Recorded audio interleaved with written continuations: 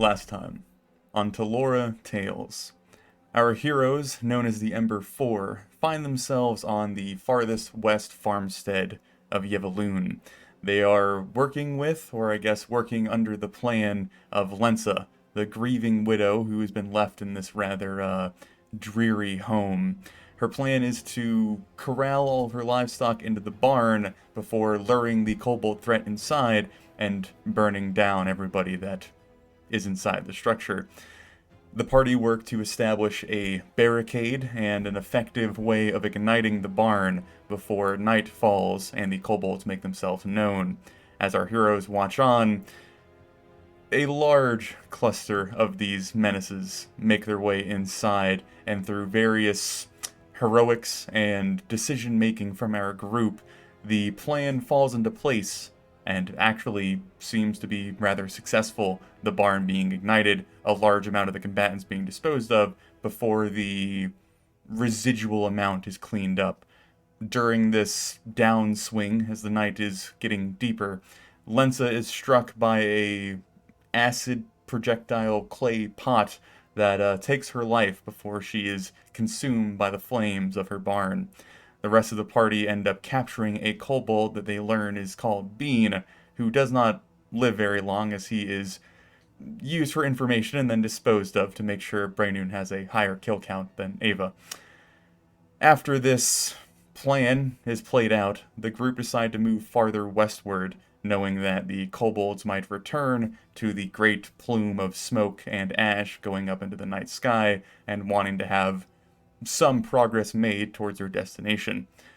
Crossing the creek over to the nomadic elven lands known as the Glaive, Ava says that she suspects she knows a cave that the kobolds are probably coming from, and uses the plethora of tracks they had made coming to attack the farm to lead the group back in that direction. There is about a day and a half of travel as our group march farther and farther west and higher up into the mountain range before it is the morning or late morning of the 6th when our party look down into a large valley, small valley. It's more of a pit or a depression versus a large sweeping landscape. At the bottom of this somewhat secluded area, there is an opening that certainly leads to some sort of cave. There are bits of evidence outside it that show life or a camp or some sort of motion going in and out of the underground structure.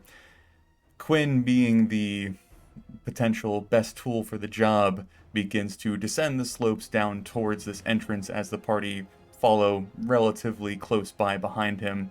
Have we decided if Mr. Sparkles is going in with him or not, Thomas? I would leave that to James since it would be his choice, really. Sure, I mean, I think that's fine. Okay. All right, so kind of establishing that that quasi bond, he knows right which pocket to hop up into, and he's with you until you want him out. And I'm assuming the usual, like, staying far enough back that you're within earshot of Quinn in case something goes awry is the kind of general procedure currently. Quinn, as you get down to the actual cave, where it's less of the general opening into the larger scenery and this somewhat not quite steep, but almost sharply turned tunnel is what you were initially looking at. It descends at a rather sharp slope before somewhat flattening out and then going westward underground is the general direction that you are looking. It is hard to see anything past this sharp turn, having to almost kind of drop down into the, I guess, first aspect or first part of the cave before seeing what lies deeper in. There was previously described that commotion coming from a distant source underground, things being moved or set down or scraped across the floor, distant chatter of what you can make out is draconic, but not the words being used. So that is the general environment that you were moving into. And I'll also, as he goes away, I'll slip next to Sven and, put my hand on him so that I have a point of reference, and I'm looking through Sparkle's eyes as he's scouting. Okay. I want to see if I can pick up any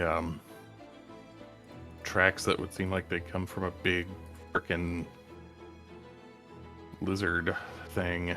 Mm-hmm.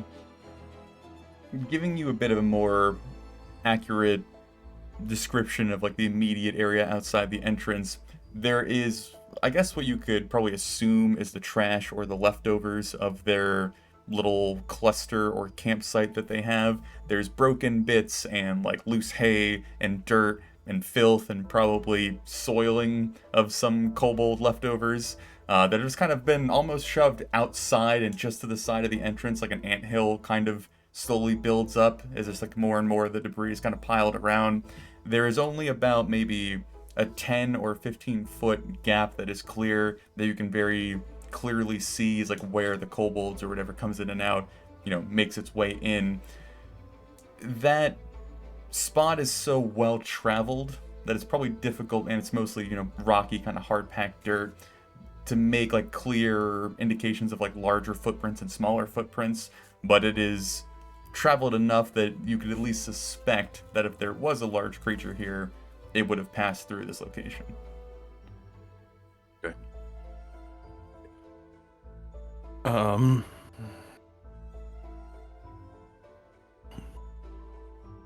I guess I will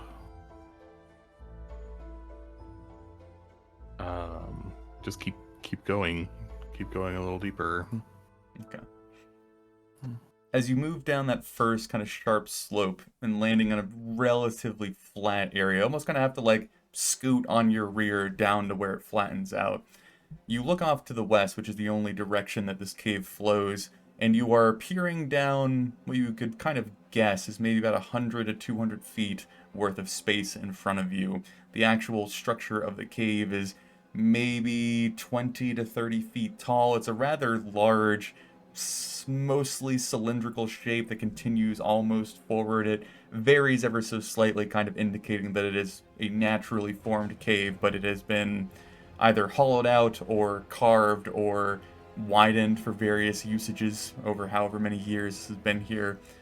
As you are staring down this somewhat janky, moderately straight line, there is a large gap of just like complete blackness where your dark vision fades, and then at some point in the distance, light kind of picks back up.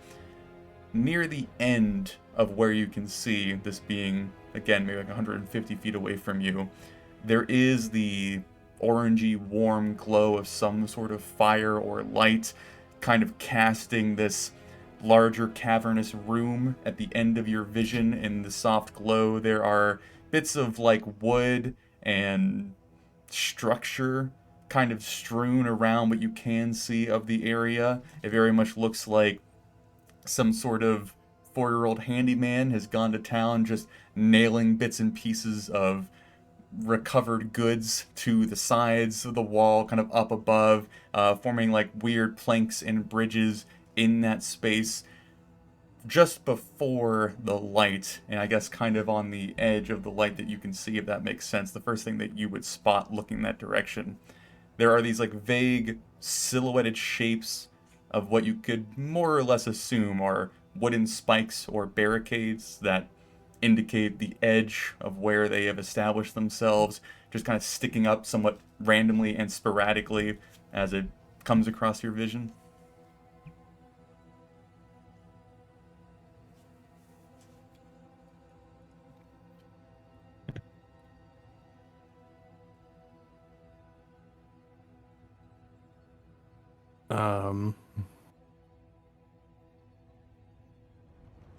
So I will specifically look for traps, tripwires, dangling noisemakers. I think that Bean even said something about there being, I don't remember the phrase he used, but some kind of noise making. Mm-hmm. Trip strips was one of the ones that he indicated. So I'll press myself against the wall on the right hand side, and I'll just keep my hand on that and just pick my way forward painfully, slowly, looking for things like that. Roll me a an insight check real quick.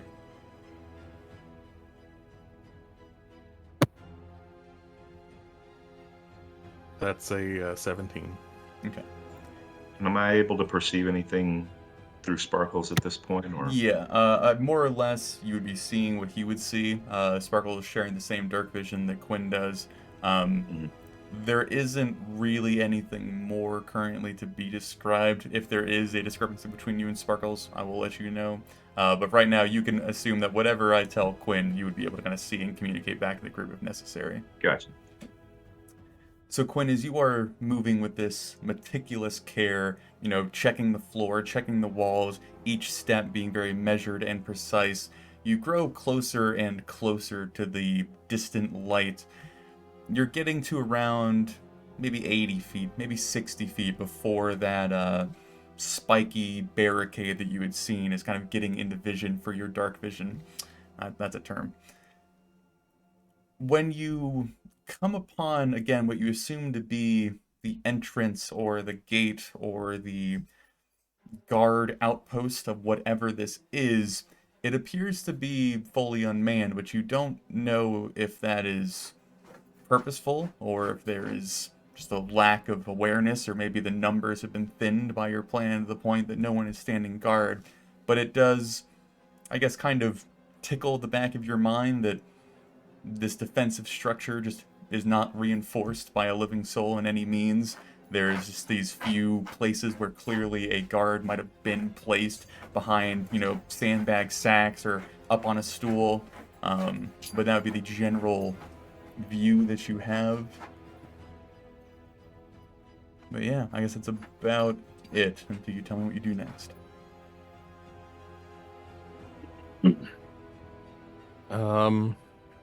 I want to see if I can get close enough to see through the barricade between the slats or pickets. Mm-hmm.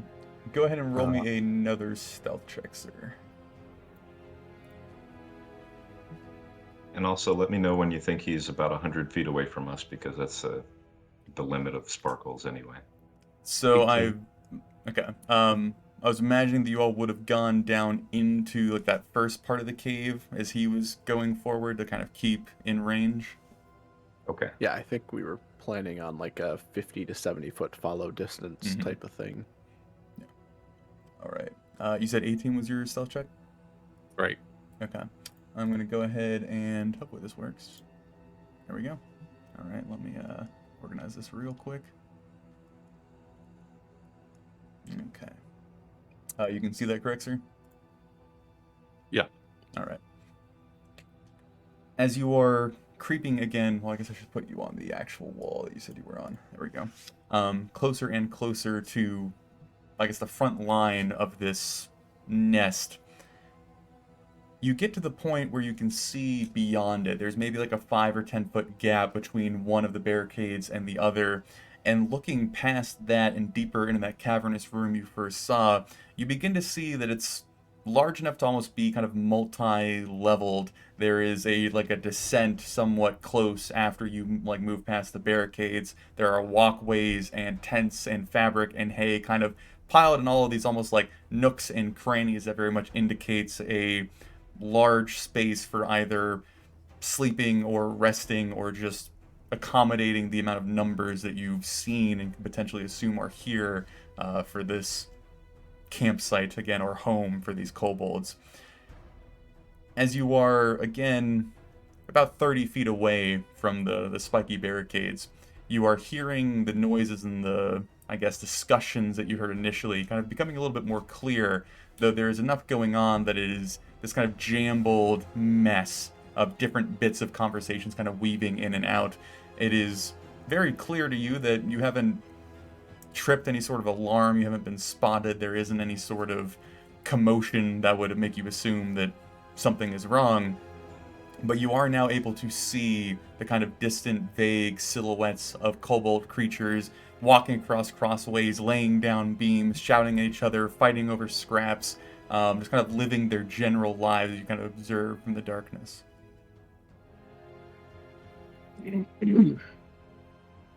All right, I'm going to be a little impulsive. I whisper to Sparkles, take position. I'm going to draw some out for ambush. And then I try to mimic Bean in Draconic and call out through the darkness. We back? It Bean? Come help us carry this juicy cow. So heavy. Go ahead and roll me a deception check, sir. I'm going to take that moment to shift out of Sparkle's awareness, look over at Braynoon, and I could be mistaken, but I think Quinlan's about to attack some of them. Dirty 20. Okay. Okay, I'll go back. When you get back into Sparkles, I am like Rhodey running back in the group's direction. I didn't wait to see if they're coming out, because they're either coming out to help their friends carry a cow or they're coming out to see who's yelling. So, Okay. So I'm gonna wait as Sparkles to see if they start to follow. Like, I'll move back about shit. Guys, I gotta take this. I'll be right back. I'm so sorry. Sparkle has a phone call.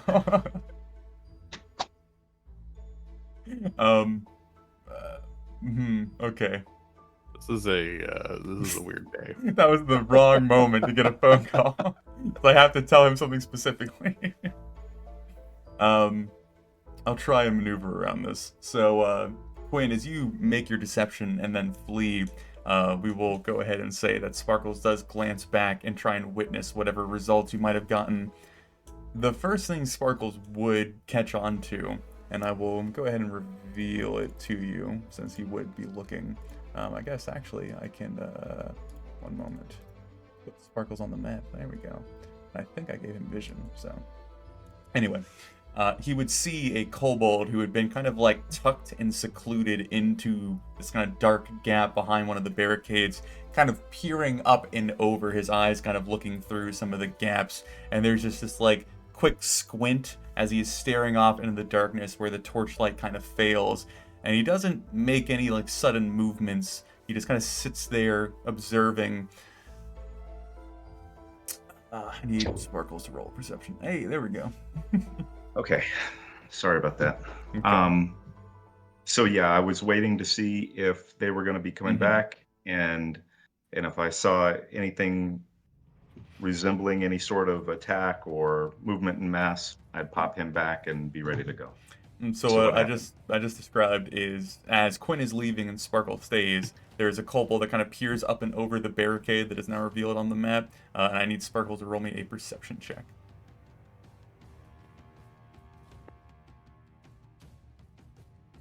16. Okay. Okay.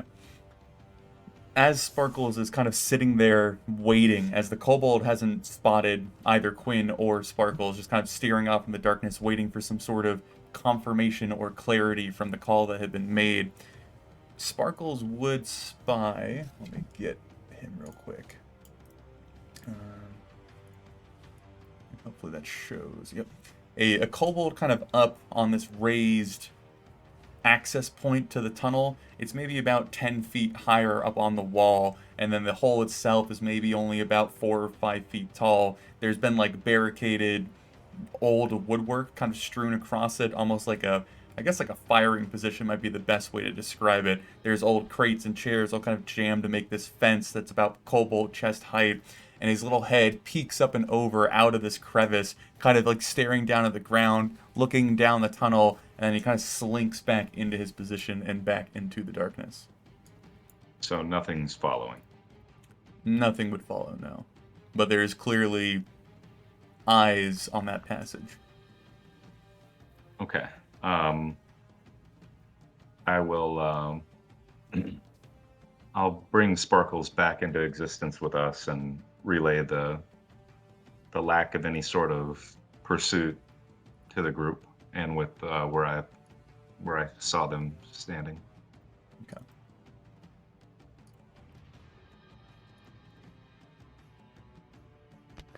I guess it also should be mentioned that Ava is following you all, but staying to Brainion's orders of not going ahead of Brainion. Yep. So the last report we had was nothing is following. Mm-hmm. I'll get. I mean, Sparkles can't communicate with me in very much detail, so I'll get all the way back to the group and then be like, man, I thought that was a really good impression, if I say so myself. That's disappointing. If I recall, there was mention of when in proximity of the Drake, free will seems to be limited. Ava kind of like looks back down the tunnel and over at the group. Didn't one of them get away? I mean, wouldn't he have come here? They probably know that Bean is not here.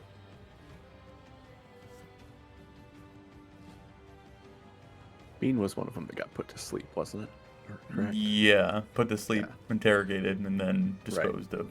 Yeah, but the last thing the kobold Yeah. would have seen was that it fell Mhm. asleep. Unless it stuck around and watched us interrogate.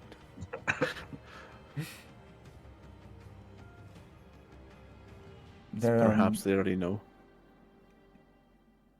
Didn't Bean mention that there are other entrances, if this one is guarded? It's possible they saw us come up here, and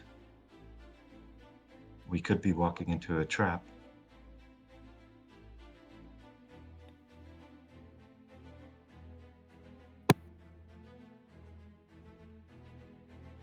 Well, how many were there? There were at least 6, maybe more. But, I mean, the last time we gave them any kind of incentive to go somewhere because of food, they went for it right away. And when Quinn mentioned a cow, they just sat there. That seems like remarkable restraint for kobolds. Unless they're under the control of the Drake. That's also not a good option.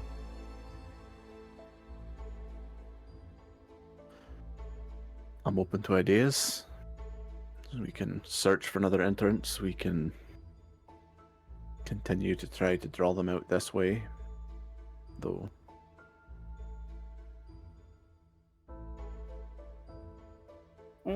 What if I were to challenge it?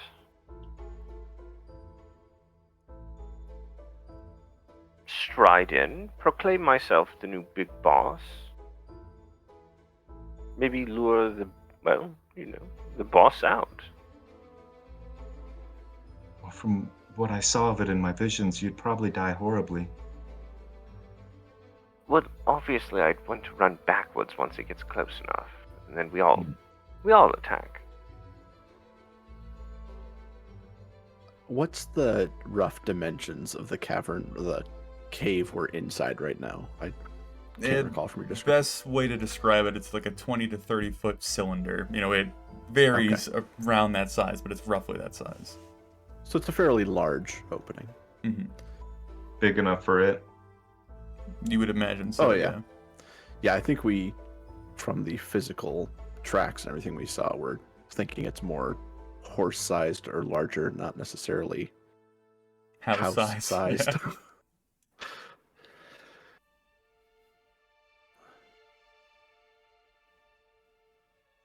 I'm gonna look at Quinn.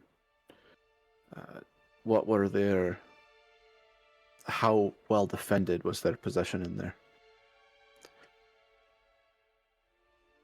They have some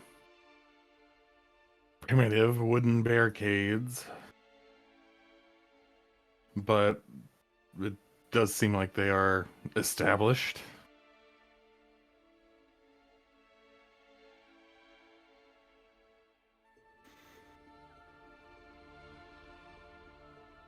What time of day is it right now, roughly? I know it's fairly early morning, but Yeah, I mean, we're probably talking our we 10 also o'clock. slept late, so okay. Yeah, it's like rough time that you're in. I'm more confused that they're still awake. Which would lend credence to the one making its way back here rather than just running off on its own.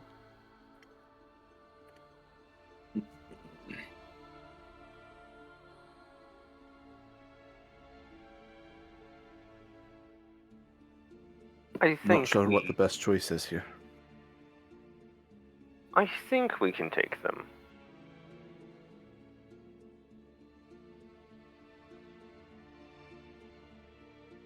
I appreciate your optimism.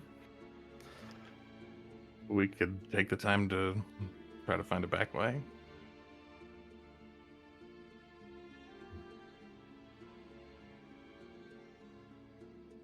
Raynor, aren't you the oldest? Shouldn't you know what to do? Well, no, it's a good point, though. Back way would perhaps at least get us closer to the big one. Take him out first.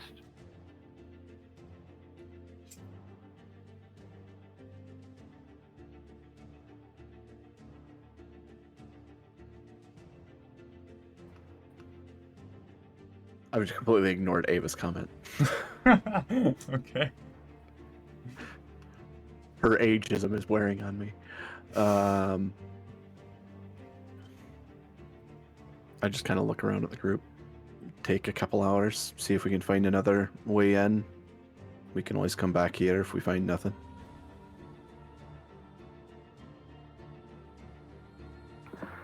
Makes sense to me. Agreed. Okay, I think we make a retreat out of the cave. Okay.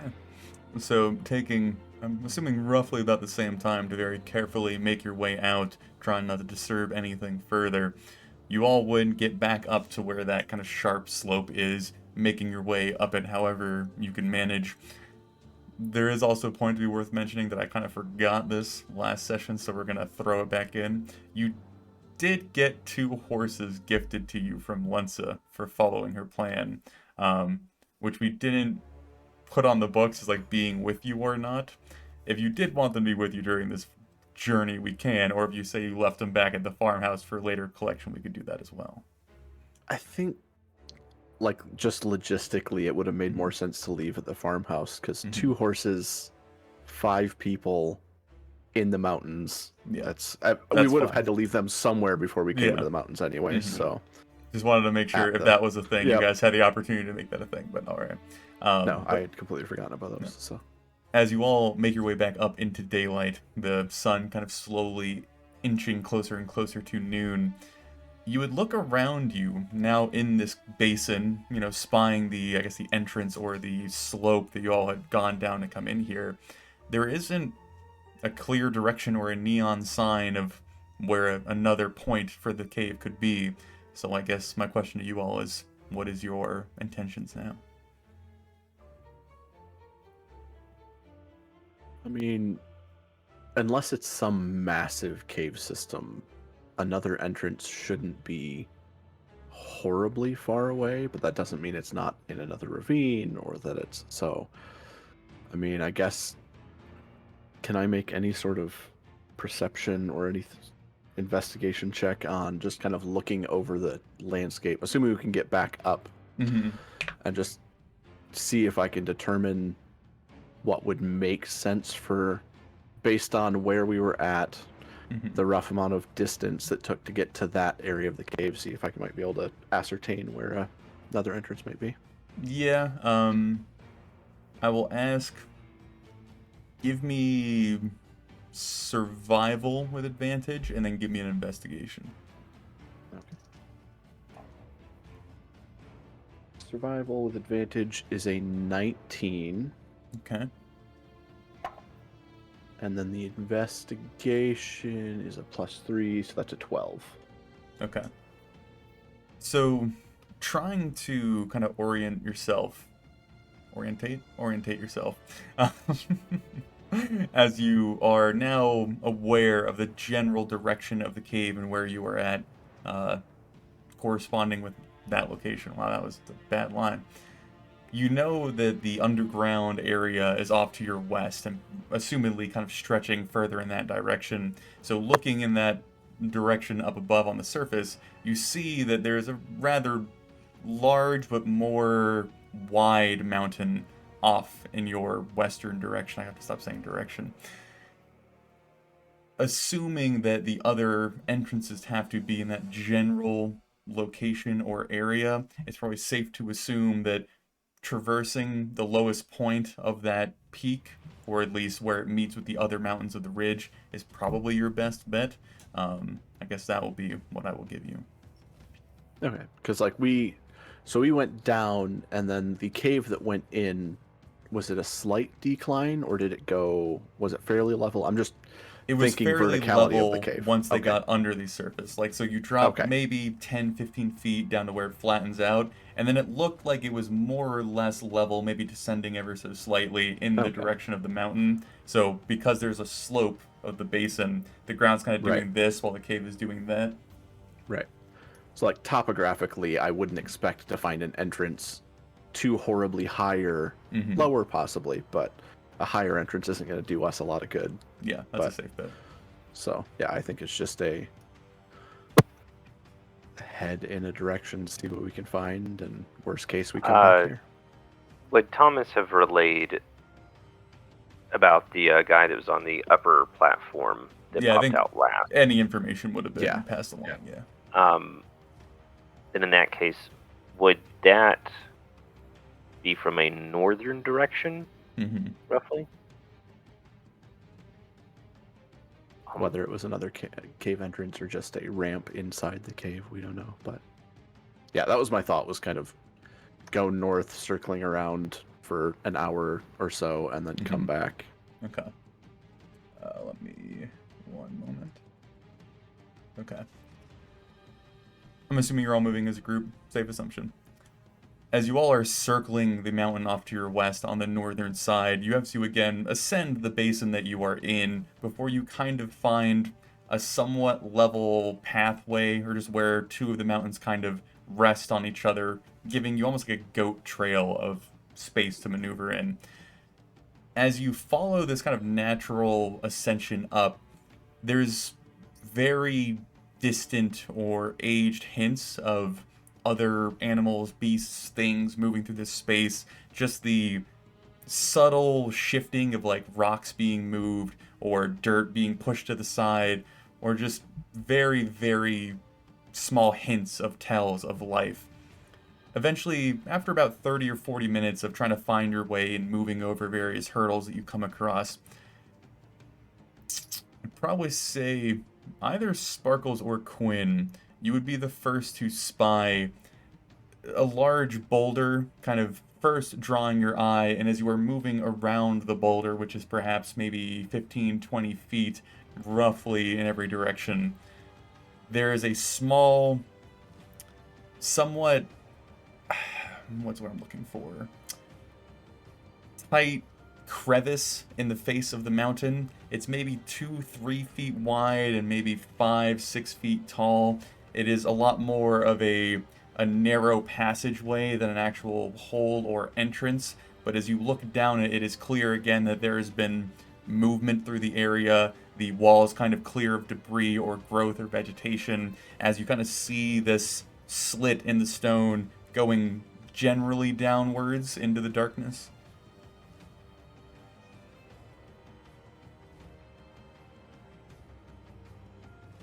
Rinse and repeat. Maybe how when you say down into the darkness, like, is it a drop or is it just... I would probably give you maybe like a 40-degree angle, so it's pretty steep, but it's not just like a straight drop. Maybe maybe Sparkles can take the lead on this one, just because he can probably climb, I'm assuming. I will say that Probably Don't you have Sven. climbing gear? Well, Sven and I- Braynoon would probably have difficulty moving through this space. Probably not impossible. Ah. But just making that aware that this is a cramped space. This isn't just something that you Yeah. kind of walk into. Yeah, Well, that was my thought process. If we had like a python or something that we could attach a rope to, and My rope is gone. I think I've got ropes. So But is Sparkles making the entrance then? Yeah, he certainly would. I was just Okay. checking. He's got no climbing abilities that are Yeah. remarkable. So All right, let me move something real quick, and then make sure that Sparkles has vision. Yep. Okay. Sweet.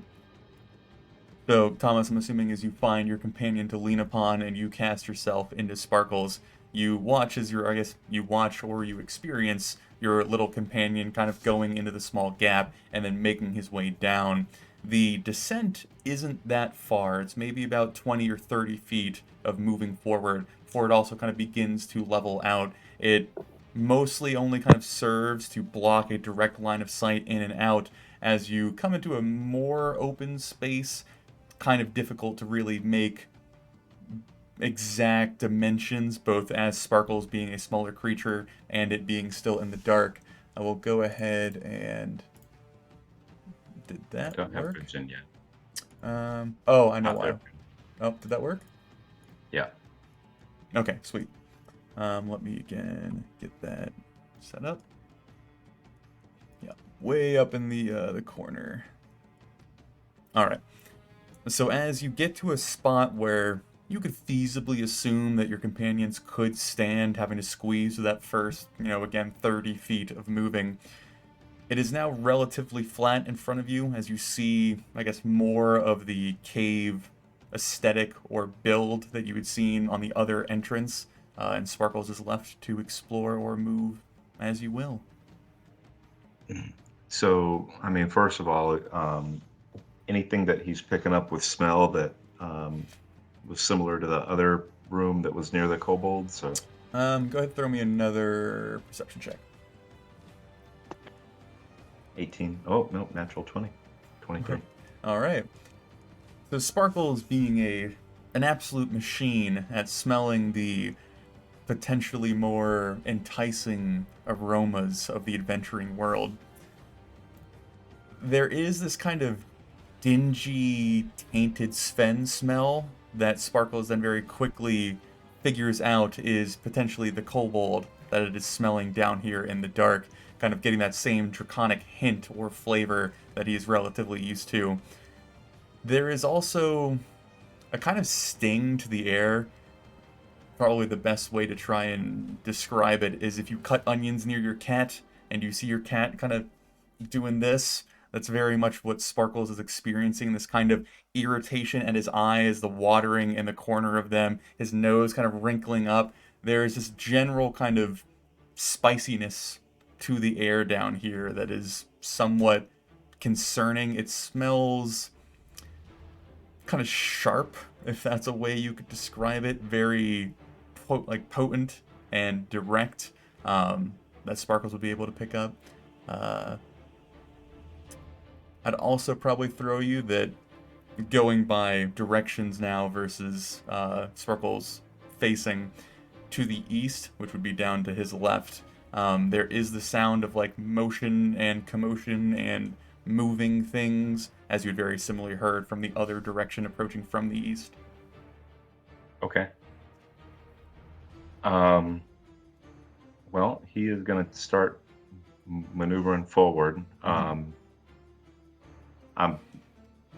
I'm traveling as soft and as quiet as he can. Mm-hmm. I probably won't have you do a stealth check yet, but I am going to kind of keep in mind that we're relying on Sparkle's kind of natural camouflage of being a smaller rodent. Right. As you move down south, you come into a larger cave. Again, this one being big enough to potentially accommodate the larger creature you have either heard about or seen or alluded to.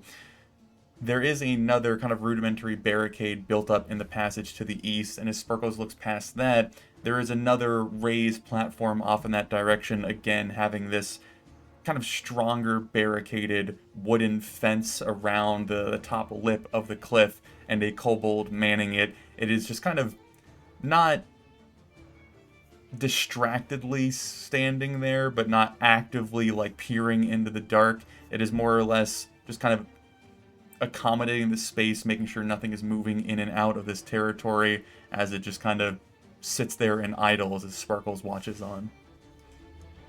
Okay.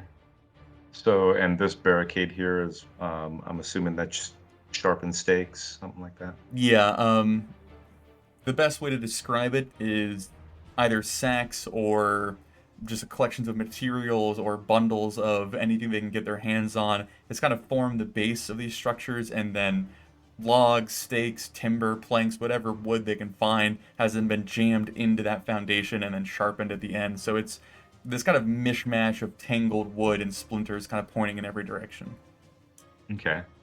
I'm going to take a step back to break line of sight with that kobold and then start hugging this wall this way. Okay. So I will let your, I guess, imagination kind of keep applying the same description that I've given you for the spaces that you are revealing. Again, the cave kind of keeping that common appearance.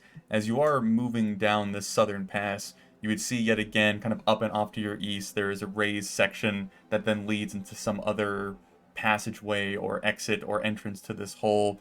The, I guess, difference in height is maybe about 5-10 feet. Nothing too overly problematic, but enough to kind of make a difference.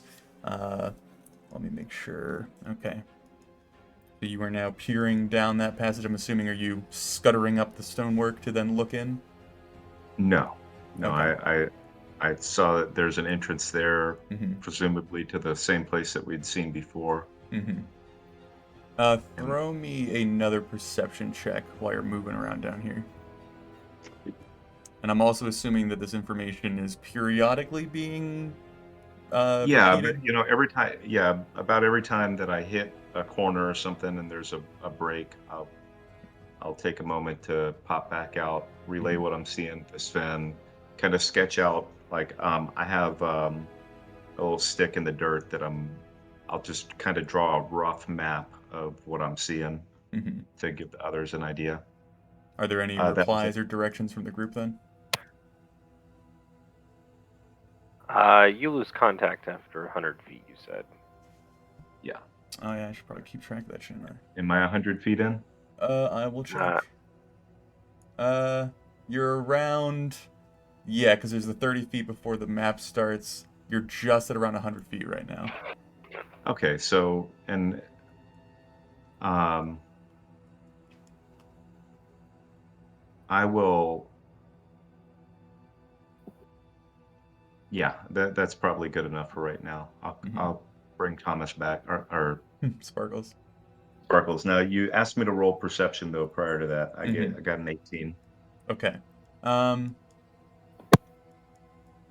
Hmm...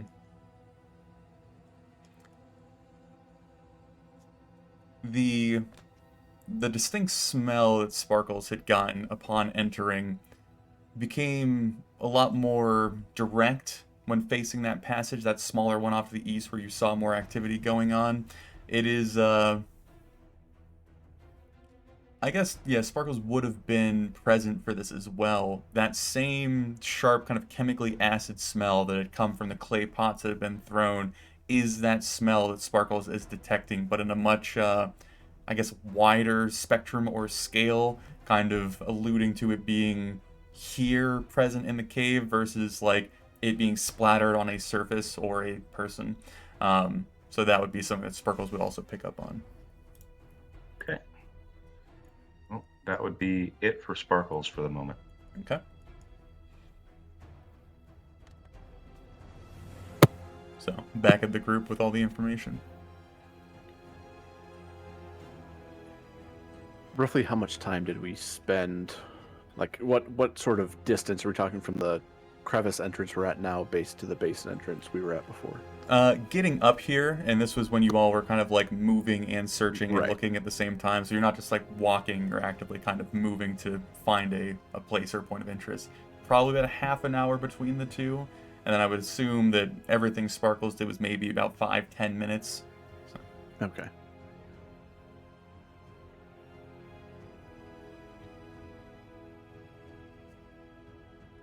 This entrance seems to afford us a little more space to work with before their defenses, but we could also potentially do some sort of multifaceted assault from 2 directions.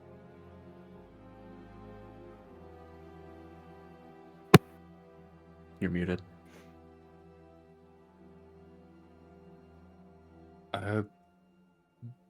Getting our group split didn't go so well last time.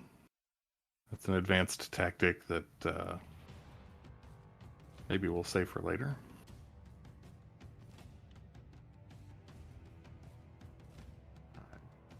Going back to my previous question, does anyone have pythons or anything? I know you've got a grappling hook, Quinn. I couldn't remember if anybody had anything more adept for climbing gear. No, feather fall in case we can't keep hold, but that's about it. I have pythons. I have Okay. rope. Because that was my thought, at least for that incline, to be able to get, assuming we can get in, to get down a little bit more quietly. If we can control our descent, we could always fix the. It would also help with if we need to pseudo try to make an escape out of there. So if we were to use this as our point of entry, we could set that up and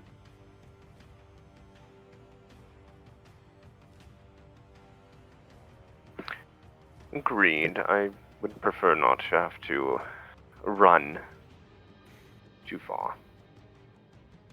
they at least seem to be less prepared for any sort of assault from this direction, so it seems from what we know.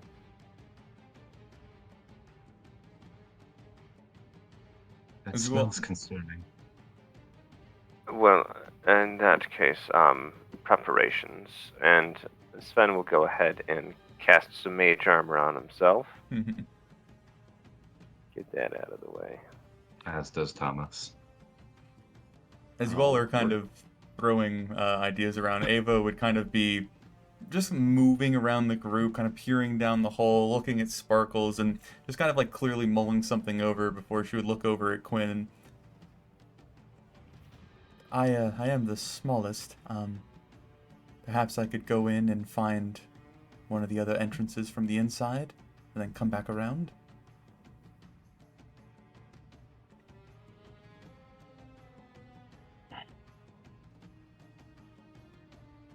That's Not saying anything, but Bray Noon is looking at Quinn, not in any particular way, but just that's a pretty big unnecessary risk. I think, frankly, we've already found 2 entrances. A third is going to be different. How? Just kind of looks at the one that you guys are standing in front of, and then over at Bray Noon, and I don't know if he'll fit. I'll be fine. And I believe the children were supposed to stay in the back.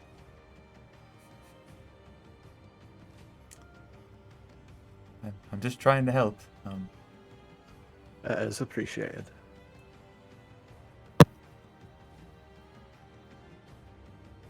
I will work with Quinn to get a python and rope kind of set.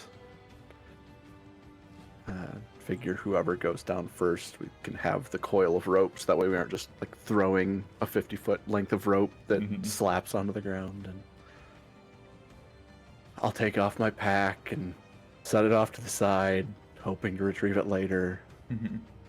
I will also leave my warhammer outside, so I just have my shield and hand axes at this point in time. damn it, Brady, I was gonna be like, oh, you're gonna crawl in there with your Warhammer, huh? Well, if you go that goes. Okay, I see how it See, is. I have this nice Eldritch Knight ability, Weapon Bond, that lets me summon it from anywhere I'm at, as long as I'm on the same plane. So, All right.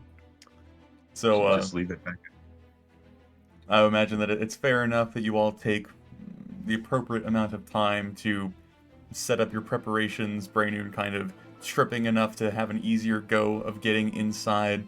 I'll also probably point to you, Sven, that if you have any kind of larger pieces of equipment, especially your beautiful little horns, it's going to be pretty difficult for you to maneuver, at least for that first gap, getting down to where it's a little bit more reasonable. You know, Sven is pretty familiar with maneuvering in tight spaces. But I will say, as the work being done to drive in the Pythons,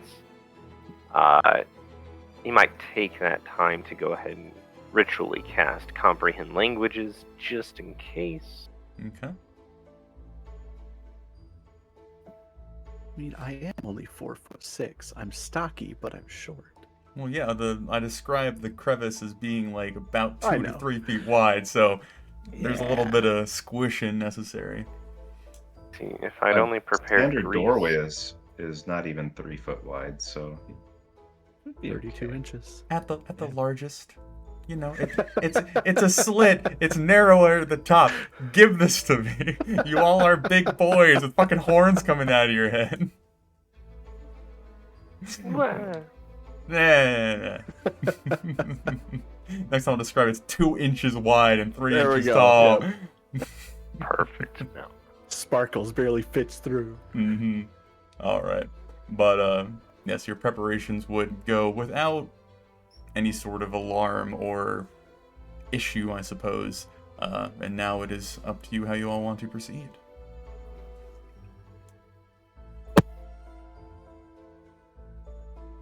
I don't see us on the map.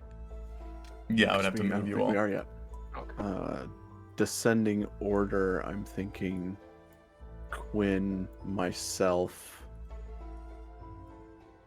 I'm not regret saying this. Ava, Thomas, and Sven somewhere in the latter half. That is gonna sting so bad after his comment of children in the back. I mean, Sven I is melee. Ava's only rule was she has to stay behind me specifically. So, He is the oldest. Okay. but I also don't want to leave her out by herself to decide to do her own thing. All right, so give that to me again. You were in the front. Quinn first, Quinn first. myself, Ava, and then Thomas and Sven can decide between themselves who goes last. Wizards. Now that's, I think, Thomas and then Sven. That way, Sven at least can take up the rear guard, Okay. as you will. Given he does have more martial. So Sven, I will not be putting you on the map yet because you were still off of the map, but I will go ahead and do that, which should bring you all back in. All right. And of course, you all are kind of crammed in this little conga line, but for map's sake, that is where you are at. But Yep. Quinn, as you make your first kind of plunge forward as everyone is following suit behind you, you would very much see the similar sight that Sparkles had seen. I will, I guess, kind of warn you all. I'll say, Quinn, right now you're kind of up against the wall, knowing that the kobold is off to your east. If you are going to try and move past that over to the west as a group, I would ask for stealth checks, because Sparkles was small, kind of moving in the darkness. You are human-sized shapes moving across, so...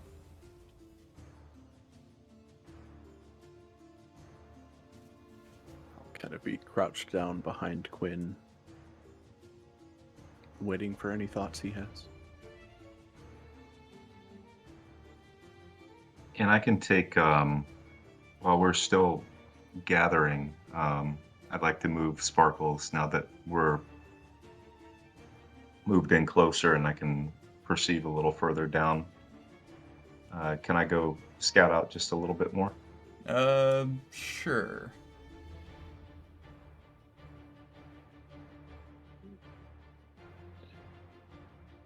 How much cover does this kobold have? One second. Where the hell are you going, Sparkles? Oh, I was going back down to where did I leave off? There we go. There you There go. you went Yeah. into the fucking void. You were in a rock wall. All right, sorry. Alright. You're asking what cover the kobold has, Quinn? Yeah. Mechanically, probably give him like 3/4 cover, because like the fence comes up to about his chest and it's just his head poking up. Okay. So it would be a pretty ridiculous shot for Eva to take. Mm-hmm. Then perhaps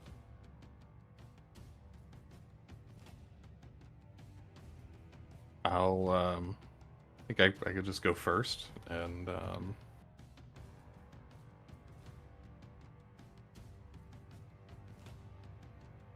You guys are going to be moving to that west, I'm assuming.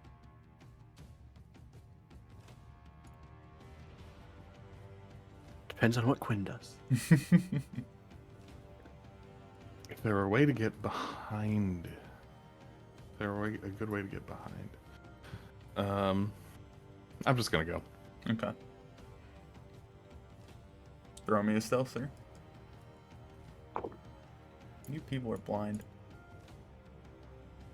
It's a really dark map. It's a dark cave. 17 and 7 is 24. Is that right? Yes, that is correct.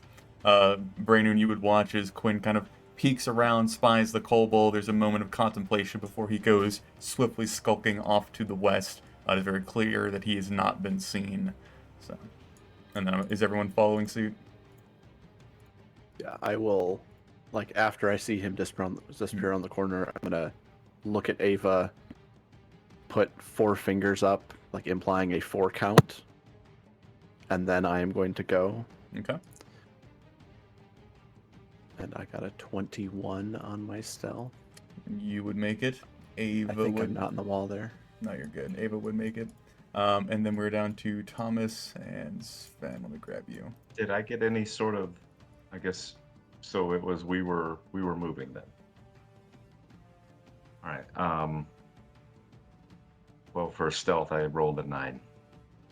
For Thomas? Yeah. Okay.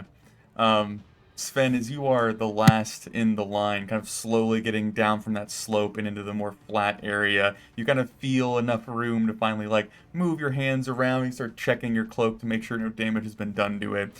You see Thomas kind of peer around the corner, and as he goes to, like, whip and race across the space, his horn just scrapes across the stonework just enough for, like, your skin or your scales to kind of tense, your whole body to kind of, like, tingle for a moment, worried about something occurring as Thomas goes scuttering across the space and seemingly is not spotted.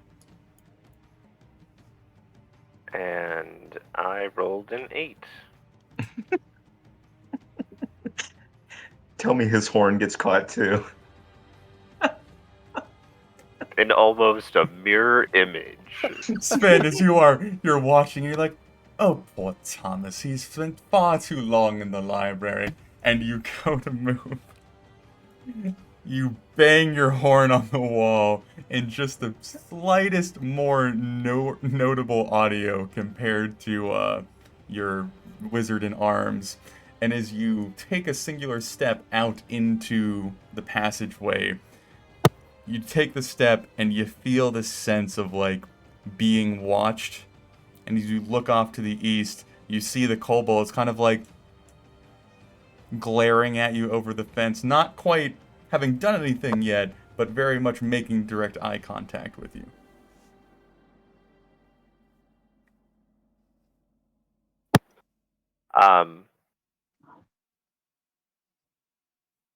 Yeah, he looks really sleepy, so let's just help him along with that. And I don't know if you need any kind of check for this, but go ahead and whip out the wand and fling out a sleep spell at him. I'm gonna, just between you and him, do a soft initiative to see if you Okay. can get that off before he raises an alarm.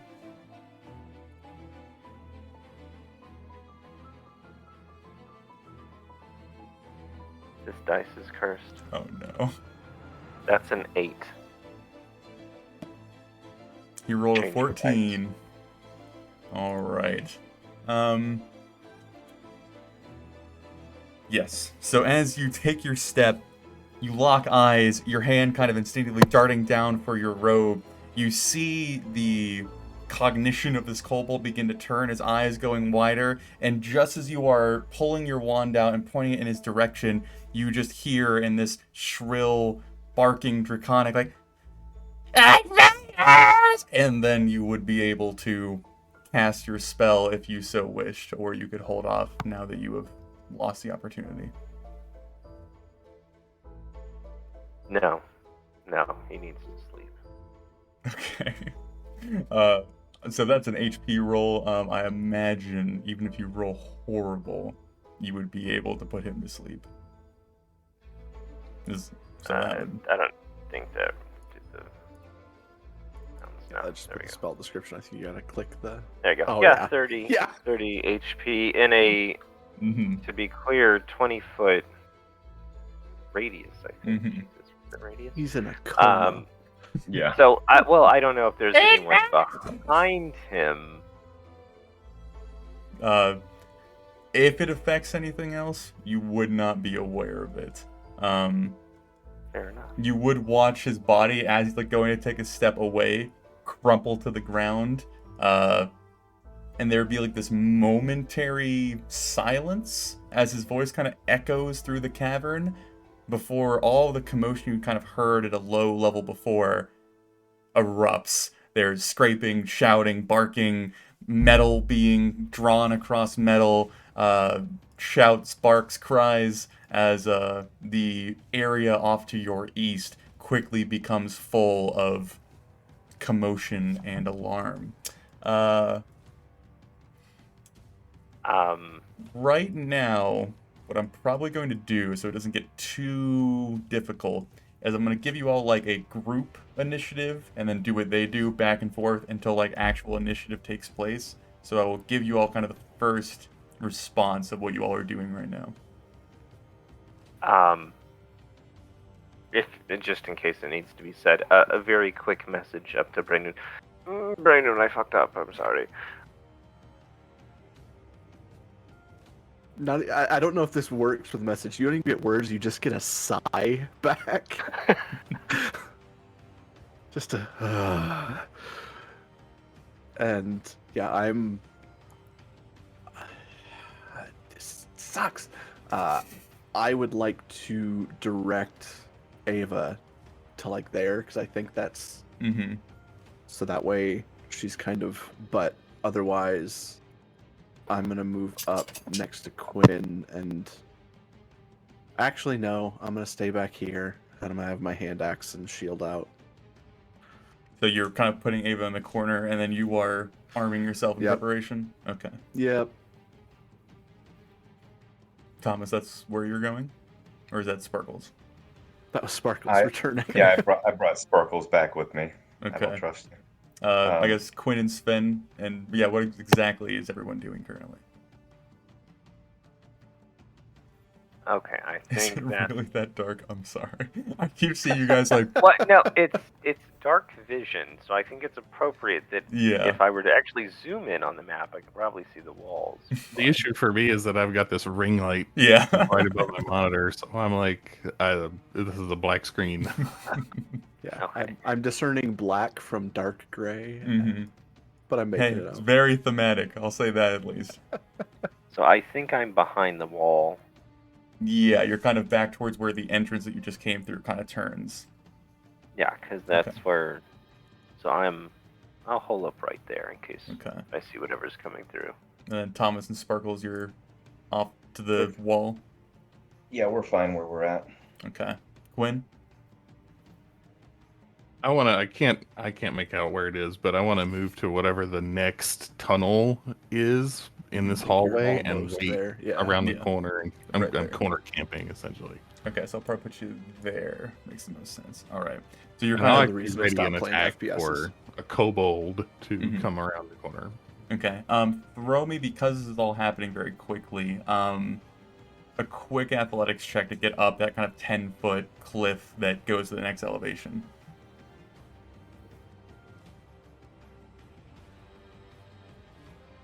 13. Okay.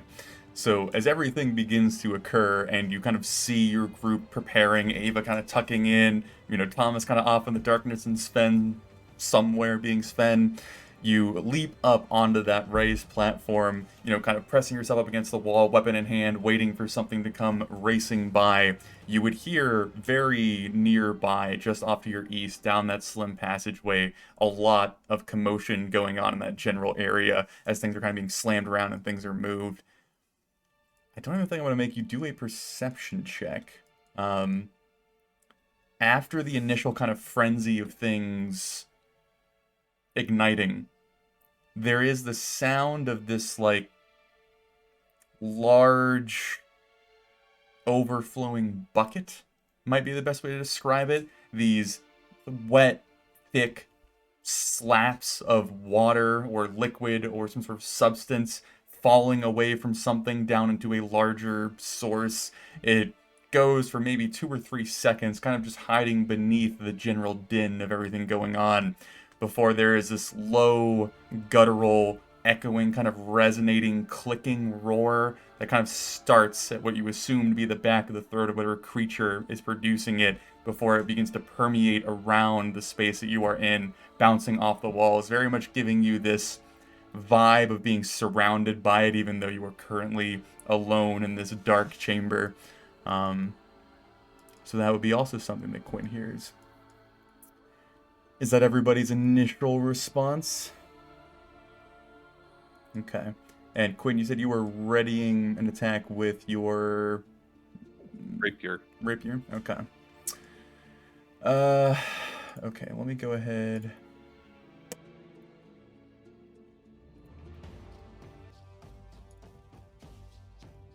One moment.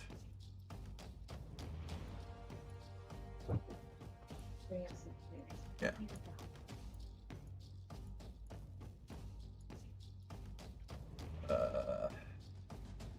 There's a lot of things I gotta move, so give me a second.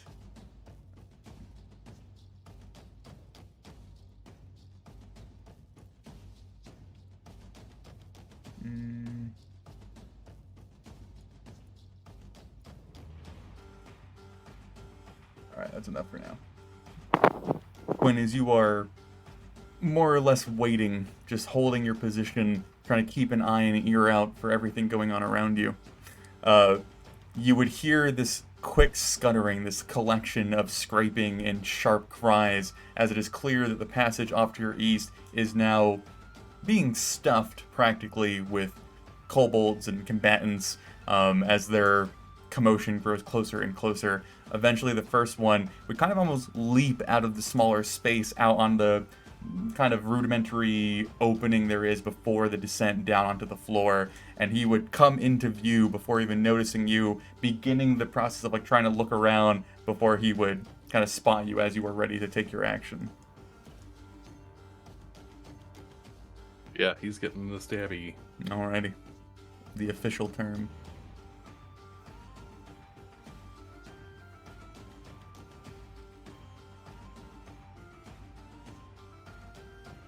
That'll be a total of 19 to hit. That would hit. 15 damage. Yep, that would very quickly end the kobold's life, as he is just landing on his feet, looking up at you. There isn't even enough time for him to really recognize what or who you are before his life is just snuffed out in a singular instant. The one behind him almost kind of stepping onto his freshly fallen corpse as he looks up and spots you and begins kind of like just bringing his weapon around. Now would probably be where I roll initiative if we want to go ahead and do all that.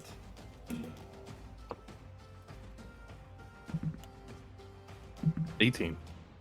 Okay. 18. Okay. 18. No, I'm kidding. 13. 10. Guessing you have a better dex mod than I do, Quinn, so you will go first. Sven is 10. Yeah, Okay. it's a 3. Mine's only a 2. Ava, how you doing? Okay. Alrighty. So as the first blow is struck, I guess the second kobold to fall, but the first one to die, we would come down to Quinn yet again. It's a little janky, but we'll go with it. As you are face to face with another combatant, your group kind of still clustered behind you as you take your turn.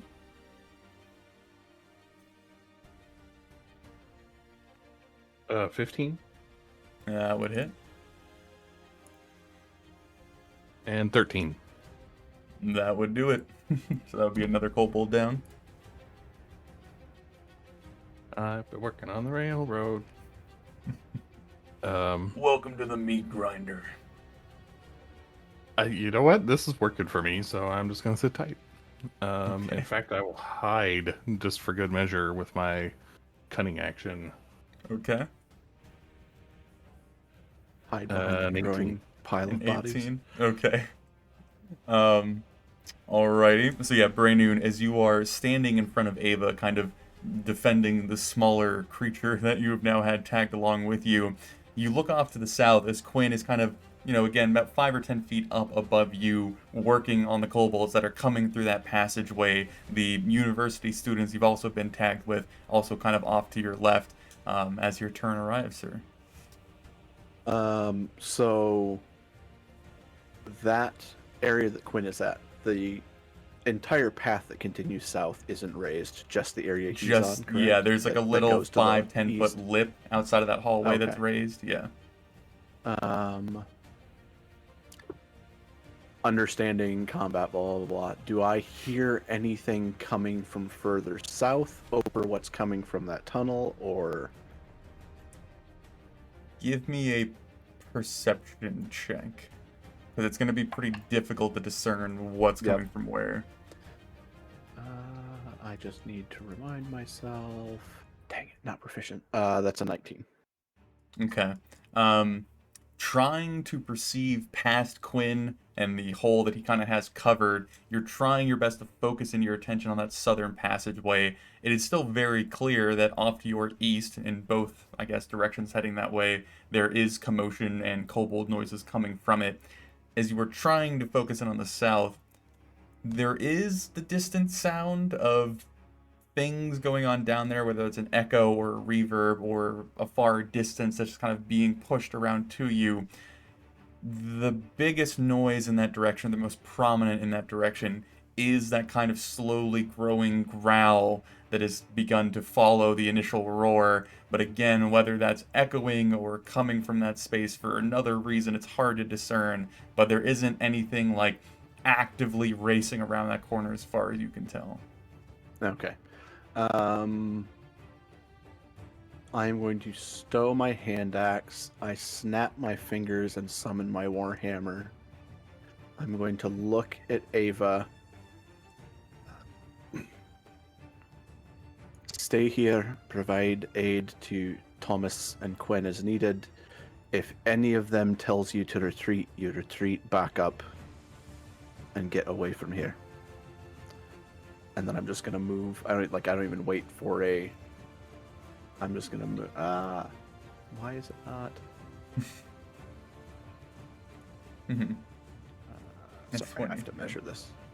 Okay, yeah. So I go one more square. Mhm. I'm not going up, so I'm staying down. Okay. And I'm actually, I can't remember exactly what all it does, but I'm going to take the dodge action or whatever for my I think action. that gives every attack against you disadvantage, right? I think so, yeah. It's used all the time in D&D. Right, yeah. I will look it up to make sure, but Okay. But that would be your turn, sir? yes, that will be my turn. All right. Again, probably Quinn and Braynoon. You would be the most clear to this sound or this disturbance. As you are holding your position up above Quinn and Braynoon, you were kind of bracing yourself and just trying to prepare for whatever is to come. both of you feel the actual ground beneath you tremble or shift, not in the amount that makes you fear there's like an earthquake or some sudden burst is going to occur, but just this gentle vibration that almost kind of gives you an uneasy feeling, this kind of weird discomfort in your spine as the ground does not feel completely solid beneath you. As I guess the closest feeling I could potentially allude to is standing on an upper floor as like heavy bass is played below. This just like general weird rhythm, which would pass, as far as you can tell, in somewhat close proximity before softening a few moments later. That's about all I can give you there. We'd be down to Thomas, sir. So, Just go ahead. I was just going to clarify. You said that like we felt that moving past us, or just felt it in general? The best I could give you is moving closer and then farther Okay. away. Okay. But, Thomas. Well, I haven't remembered seeing what was going on over there. I'll take a peek back to see if anything's changed. I can see this one here. He would probably be out of sight because he is gone to sleep past that barricade. So he's probably like on the ground right now. The token behind him that's not asleep? Uh, Or is that asleep too? he's not asleep. I would say you might want to move to like maybe there. Would give you, let's just slow him out. I'd say you could, if it's a targeted attack, I'd probably give him cover, both for being almost out of sight and behind the barricade. So that would give him a higher AC and a bonus to his dex save if it was anything doing that. Okay. Yeah, if I could just see like the little ear sticking up, I will. No harm in sending a firebolt this way. All right. That's 17 plus 8, so does that hit? Or plus 7? That's 24. 24. That would hit. Alright. For 7 points of damage. Alrighty. Thomas, as you go moving around the corner, kind of peering with your glowing eyes across the darkness, you see where the first kobold has fallen, his post no longer being manned. There is a small cluster of just like general commotion coming up behind him. You see like one stray arm kind of coming out, almost like that cartoon smoke effect of everything kind of going on in one spot. And as you see the arm swipe, you try and plan the trajectory of where the kobold will stand once it has moved out of that squabble. And you let loose the fireball, watching it shoot down this column, illuminating the immediate area like a funnel, before eventually it strikes the kobold right in the side of the head as it steps into view and then collapses down to the ground. I just look over at Sven like, did something cool. Very So- nice. And then that would be it. Okay, so it's Thomas. We're down to Spencer. Okay. To clarify, the barricade he's behind, that is the various soft materials for a base, and then wooden. No, Stuff. that is what is immediately in front of you, is this kind of softer ground with stakes jammed in it. What he is behind is like crates and tables and chairs and old wood. It's all been kind of like strewn into a wall. Yeah, just confirming. There's a barricade here, correct? Yeah, Yeah. if you can't see it. Okay. That's wonderful. Mm-hmm. So, of all of this old wood barricade that he's behind, let's go ahead and just light that on fire and send a firebolt into the barricade and start trying to get that thing to burn. Okay.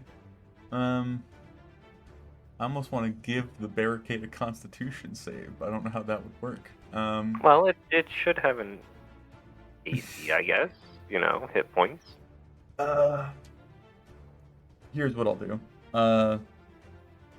I mean, Oh. by spell description, a flammable object hit by the spell ignites if it isn't being worn or carried. But the definition of flammable object. Right, I mean, yeah. Okay, so Sven, I mean, I will give you a would- 75% chance that it'll ignite. Roll me a percentile dice. Oh God. Looking for high or low. Anything below 75 would be a success. Yeah. I don't use these dice. I just couldn't remember if the spell had that specific description or not, because I No. know not all fire spells do. I don't. I think that's a reasonable There it middle is. ground. Yeah, I agree. The dreaded percentiles.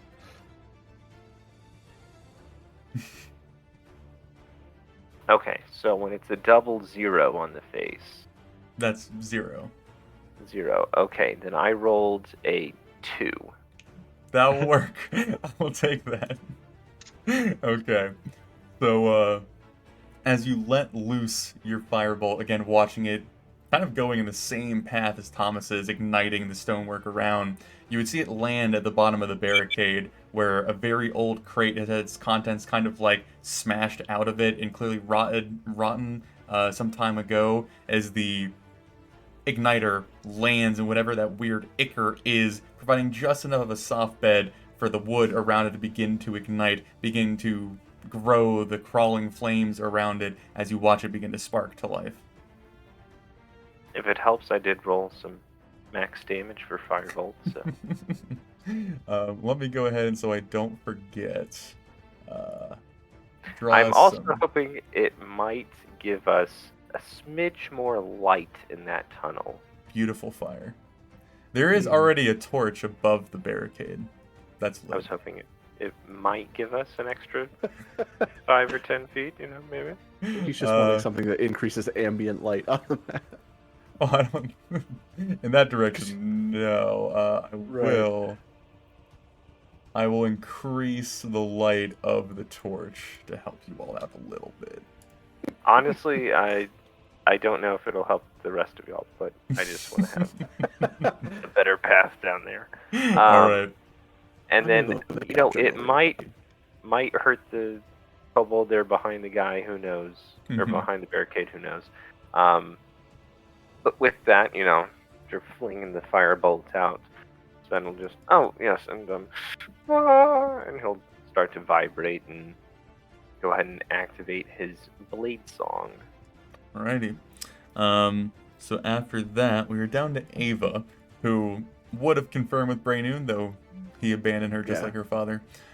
So she looks off down to the south, watching the dwarf go trundling forward, and her eyes are very much on Quinn, who is now dispatched 2 kobolds with more probably on the way. She would notch an arrow, look in that general direction, and just kind of wait very intently, fixated on that point. Now it'd be her turn, and now down to kobold boys. So first guy would come out, and Ava would attempt a shot. I think that's probably, that would be a miss. Shoots Quinn in the thigh. Yeah, Quinn, as you are dealing with your second component, kind of adding him adding him to the pile you are creating, you step back as you hear the whizzing of an arrow. It doesn't really come in close proximity, but slips past your right and then down into the darkness of the cave, as you can more or less assume that Ava has missed her shot wide, as another kobold steps in line to be the next one to die. So that would be him. I'll probably actually put him there. He's there, and he's there.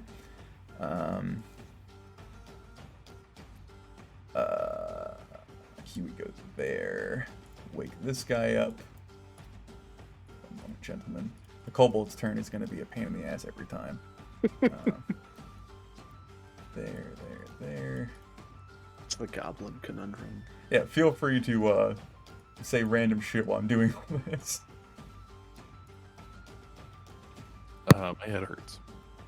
I fully believe I can hold off this top corridor if Thomas wants to help out below, because I think I can get this relatively well secured.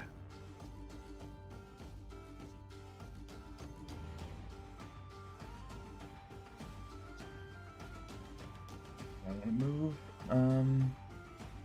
Yes. All right. Quinn, I'm gonna give 3 attacks to you, but I'm gonna have the one that's still like in the corridor do it with disadvantage because it's gonna be a really awkward attack. What is your AC, sir? It's 14. Oh, I forgot they have pack tactics. Oh no. Mhm. Okay. Well then he would just roll flat, and the other ones would have advantage. Let's stab some Quinn.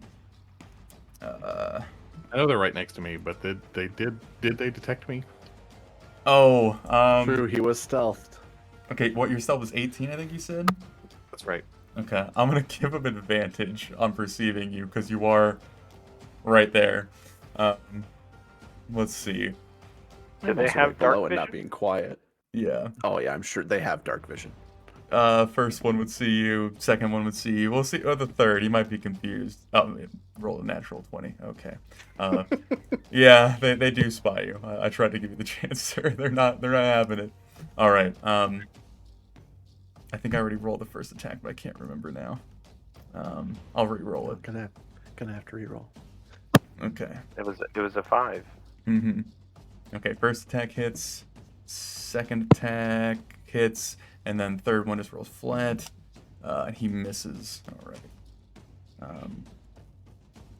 So that would be 3 and 6. Total of 9 piercing damage, sir, as you are holding the front line, trying your best to blend in with the wall as more combatants come pouring through the gap. You're kind of holding your breath for a moment, hoping they might be stupid enough to actually not see you, but they clearly do as they start lashing out at you with these crude implements, jagged pieces of metal, very rudimentary wooden stakes, as one kind of gets a nice nick in your thigh as the other one is desperately trying to like get up higher than you can feasibly strike and just causing like small scratches on the front of your armor as you more or less kind of beat him away. The third just like very confusedly trying to jab from his awkward position behind them. And that would be their turn.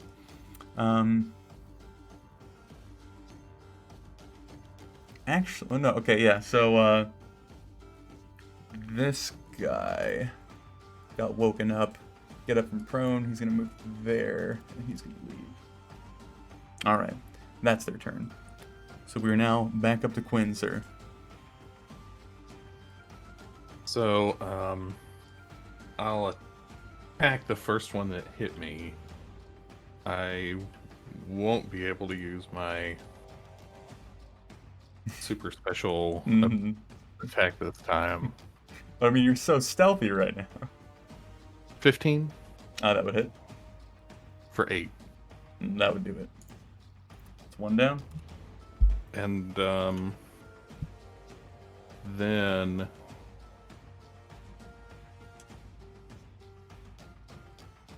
I will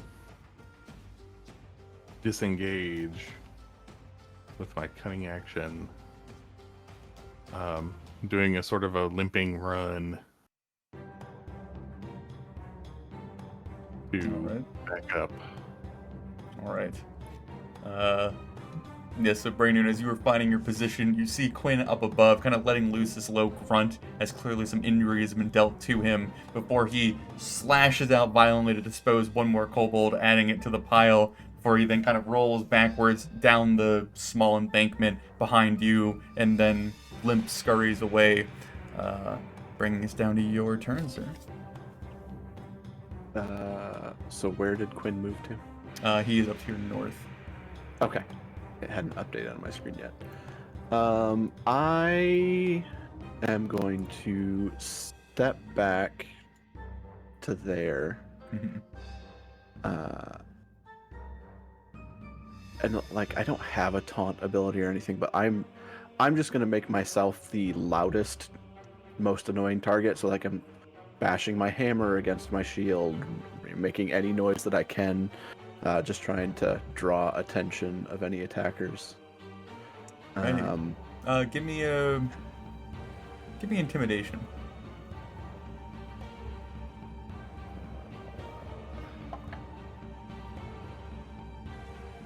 That is a 10. All right. And then I will again take the dodge action. And I'm just gonna stay there. Okay. Hmm. Give me one moment. Okay.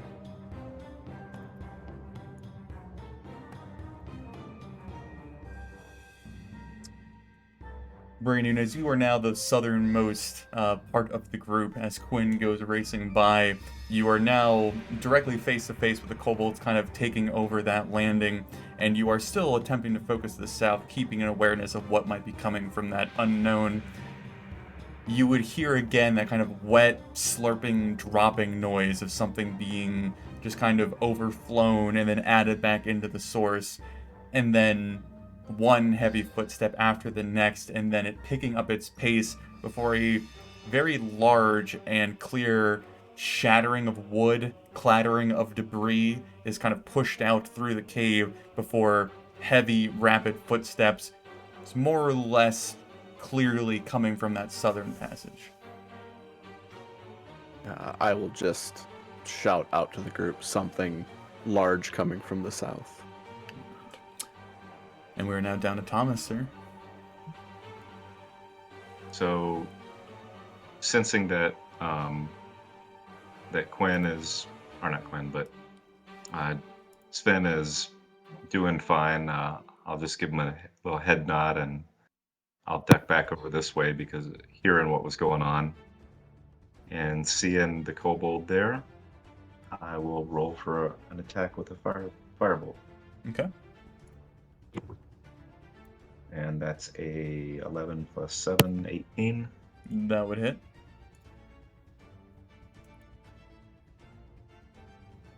Five points of damage. That would do it.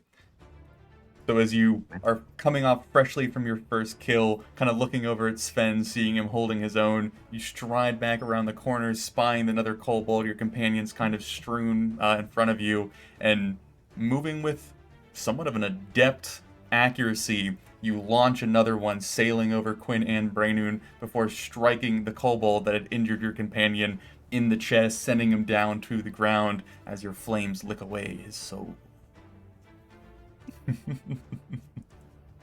And yeah, Right. Sparkles gives me a concerning look, and then we're done. Is Sparkle staying with you, I'm assuming, during this time? Yeah, Okay. yeah. That would be Thomas. We are now down to Sven, sir. Okay.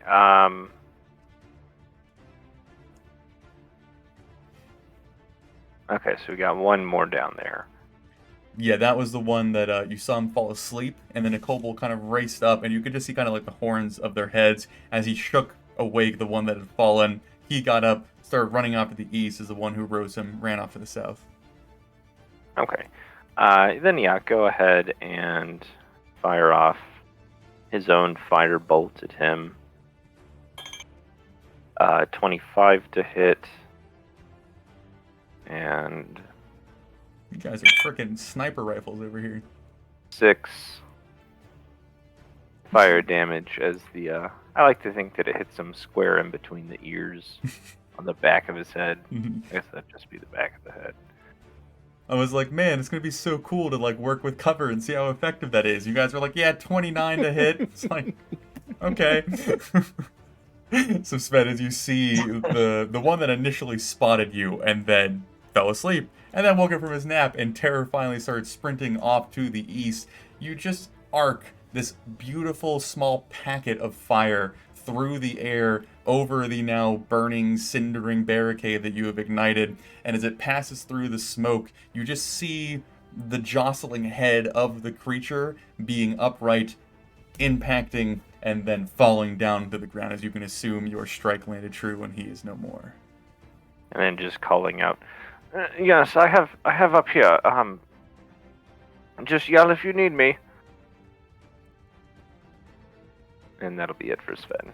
Alrighty, we are back down to Ava, who is going to attempt another shot from her little cubby hole. Oh, damn it, Ava. And she would miss yet again. The nerves of being put in such a claustrophobic and potentially deadly situation has seemed to wear on her as she just kind of keeps pushing herself further into the shadowy offset, hoping that no one notices how poorly she's performing. All right, and we're now down to kobolds. So probably that. Let me double check. Yep. There. This group.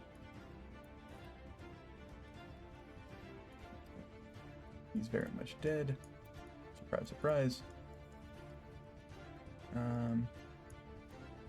Okay.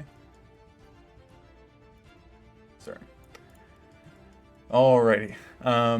So as you all are still keeping your eyes very much to the west, hearing commotion still, or west, south, commotion still coming from the large eastern part of the cave, not quite knowing how many reinforcements there are, but certainly there are some. Brainerd, you'd be faced by 4 rather angry-looking individuals as they just flood into that small landing that Quinn once occupied, as they all stare down at you. With a 10, I'll probably have 2 of them attack you and probably 2 of them attack Quinn. Seems reasonable. They are going to be throwing those little clay ball pot things that you'd seen them use earlier. So first, Brainerd, you have dodge, and what's your AC? 18. Oh, let me, does pack tactics apply to ranged weapons? For some reason, I think they have to be adjacent to what they're attacking, but I'm not sure if it's that or they just have to be adjacent It says the kobold has advantage on an attack roll against a creature if at least one of the kobold's allies is within 5 feet of the creature. Okay, yeah, so it does not apply to range. So, okay. yes. So first Unless one of them was up against me. Yeah, first disadvantage against you is a miss. Second disadvantage against you is probably a miss. And then Quinn, you are getting 2. What is your AC, sir? 14. 14. First one, miss. Second one, miss. Damn, boys. As they all are kind of jostling each other, trying to get a throw before the rest, kind of banging the arms of the one in front of them as their spray of acid just kind of lands haphazardly all around you. Brandon just kind of having to, like, push one away with the shield before it shatters down on the ground as their volley does not seem to be all that effective. And that is Kobold, so now back to Quinn, sir. What do I want to do? How crazy do I want to be? Okay, I think I have the movement. Let's see, 1, 10, 15, 20. They're also 10 feet up, if I remember correctly. Mm-hmm. Okay, that's not going to work. Gosh. Of course, she has my bow. Don't you have hers? Giving that away. She has hers. Oh, jeez.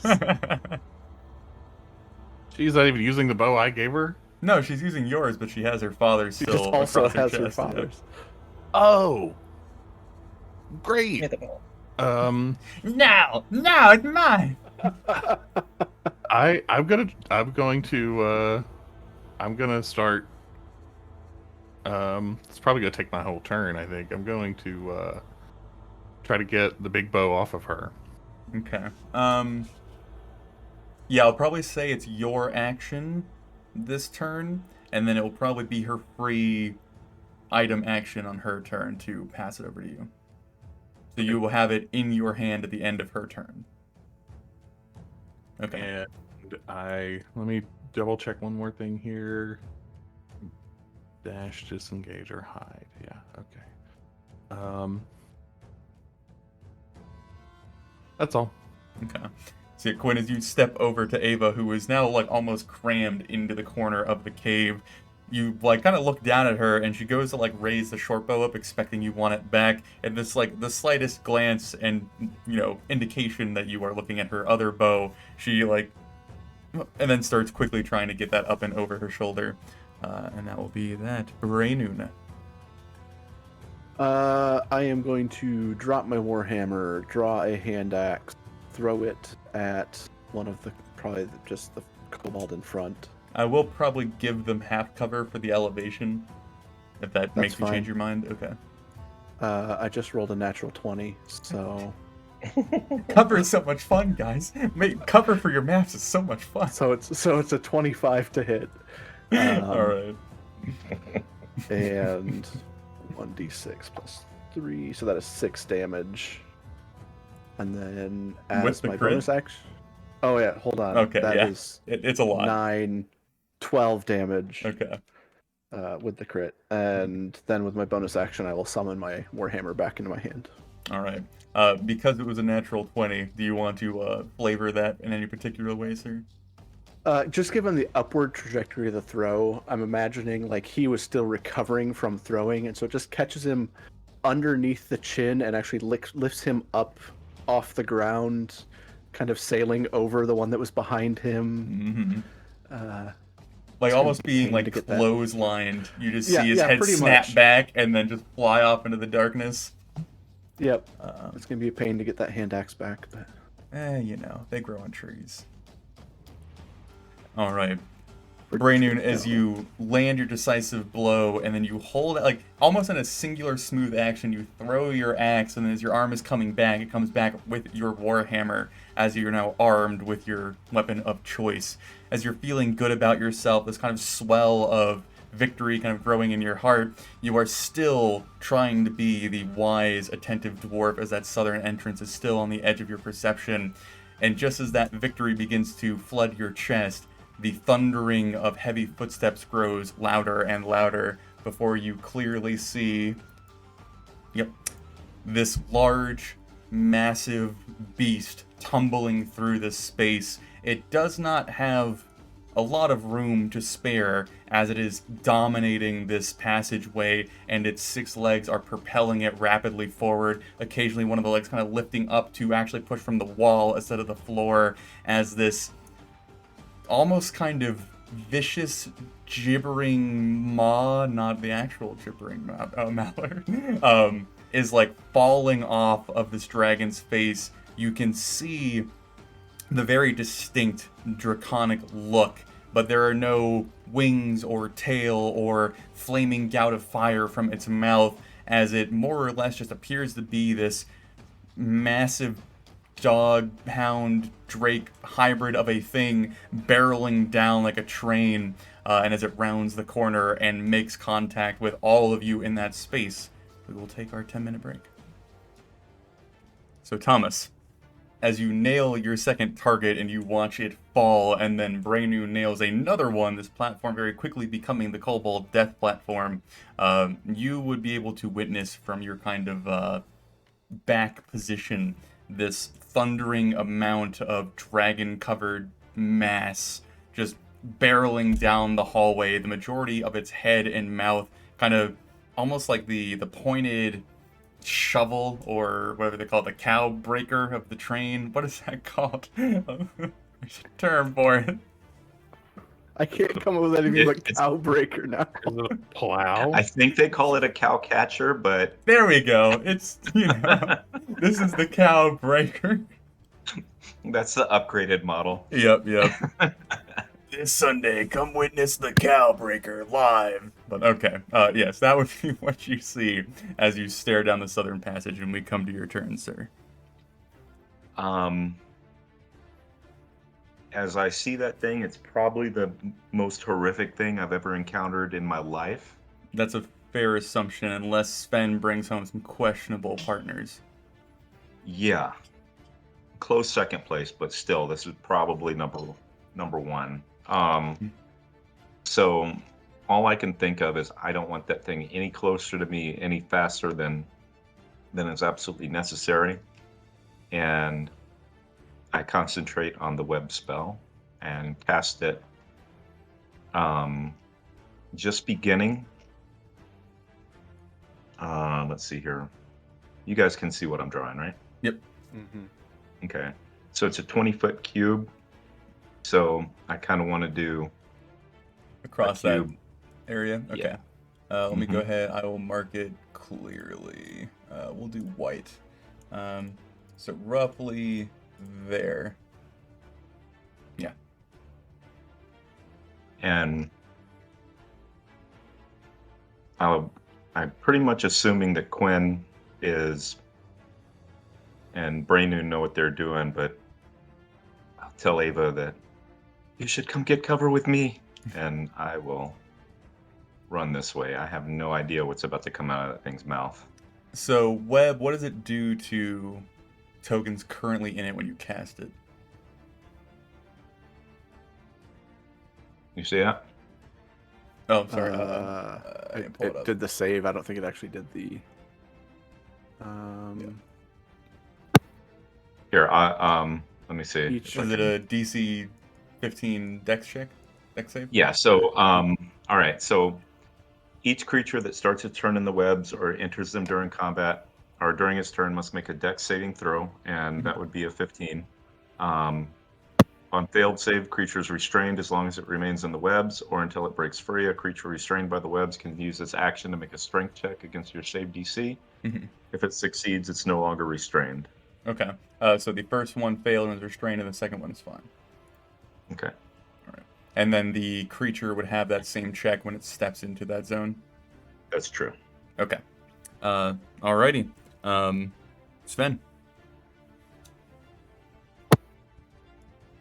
Sven would go ahead and move back to there. Mhm. That should give him line of sight down both hallways. And then just keeping an eye on both, he's going to ready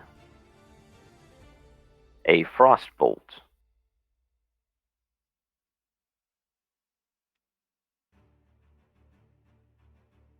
Or No, I'm sorry, frostbite. okay. In case any hostiles come within range. What is that range?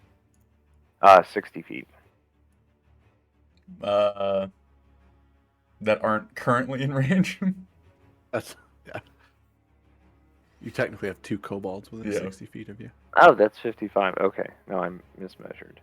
Oh, well, then that makes that easy. The one that is not restrained, I'll just go ahead and fire that off then. Constitution saving throw 14 from him. Okay. That is a failure. 1 cold damage, and it has disadvantage on its next attack. All right. We'll make it blue circle. 1 cold damage. Alrighty. Give me a perception check real quick, Sven. Ooh, that's not going to be great. That's a 3. Fabulous. Okay, let's continue. We are down to Ava. So her free action at this point is now pass over her bow to you, Quinn. It's very clear that like she gets it off and then gets it in your grip, and there's like this single fraction of a moment of just like, and then letting you take it. But there is that actual notable transaction between you two. So, for statistic purposes, what is this a longbow? Is this Longbow a +1. Whoa, jeez. Okay. She ain't getting that back. Time to plan the murder of a 37-year-old. There's a reason that she thinks yours is off because she's used to.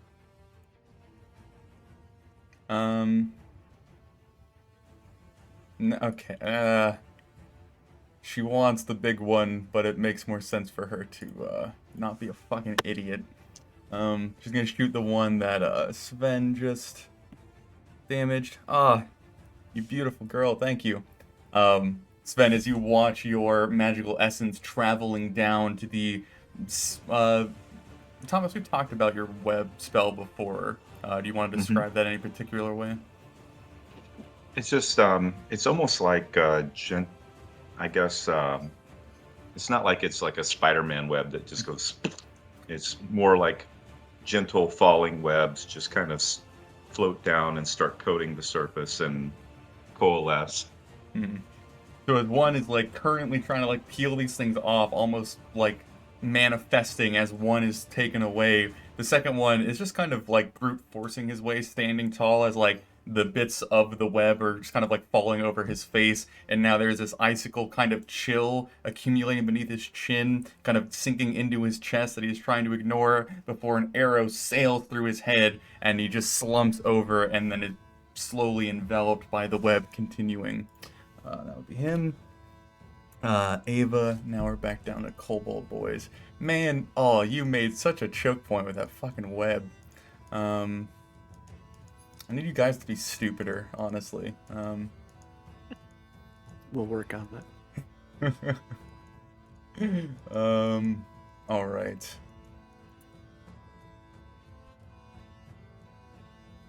Okay, so the one that's currently restrained will use his action to try and be not restrained. And that is a success, actually. But that is his action. So he gets up and just, actually, he would still have movement. He wasn't forced prone from it, right? No, He's just restrained. Okay. Yeah. He'll get up, and in lieu of being able to draw his sword, kind of uses the momentum of ripping through his bondage to roll down that small cliff, and then in front of Brainu, kind of getting to his feet as he is now actually beginning to arm himself. Okay. How many can get here? Okay, actually that's pretty good. This one will step out, he'll do the check, and then there's a conga line of motherfuckers behind him. Title of your sex tape. So that's a 15, which he fails. So he would then become the restraint. And that's all the kobolds' turns. I think at this point, Sven, we're now on third round. That barricade is kind of burnt up. It's not obviously going to like burn out anytime soon, but like the initial kind of rush of flame has begun to dwindle. So there's probably a safe bet as you're looking in that direction that will not hold back an approach for much longer. All right. That's honestly all they can really do until we are back up to Quinn, sir. All right, let's test this baby out. Going to knock an arrow. How many of those do I have? Yeah, okay, plenty. Knock an arrow and draw. I think I'm gonna shoot it at the big boy, honestly. Alright. Do I have a shot from here? I would say so. Let me double check. I can scooch. I can Yeah, scooch and it get- is. It's basically like all the various barricades are like this, leaving you about that much gap to shoot through, but it's enough. And ooh, wait, hang on.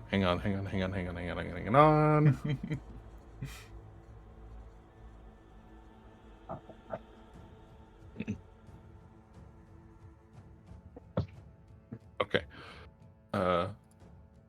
So Rickish Audacity will not apply to a ranged attack.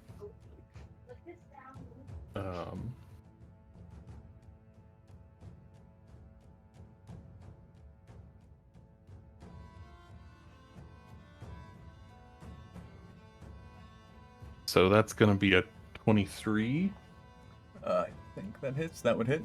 and 12 damage. Alrighty. As you wield this unfamiliar weapon for the first time, even though the chaos is kind of all-consuming and trying to dominate your awareness, your hand kind of naturally rests in the grip position, and you feel the leather kind of wrapped around it is very well worn and almost kind of like molded entirely to the wood.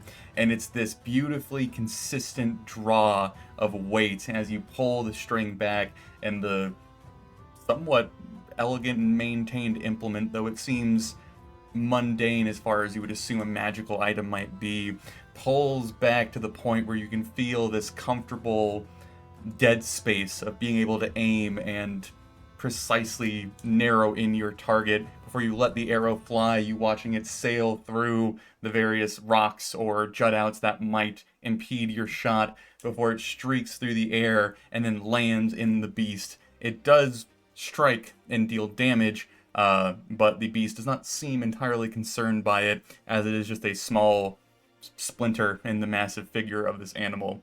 But yeah, anything else, sir? I think I'll take this opportunity to get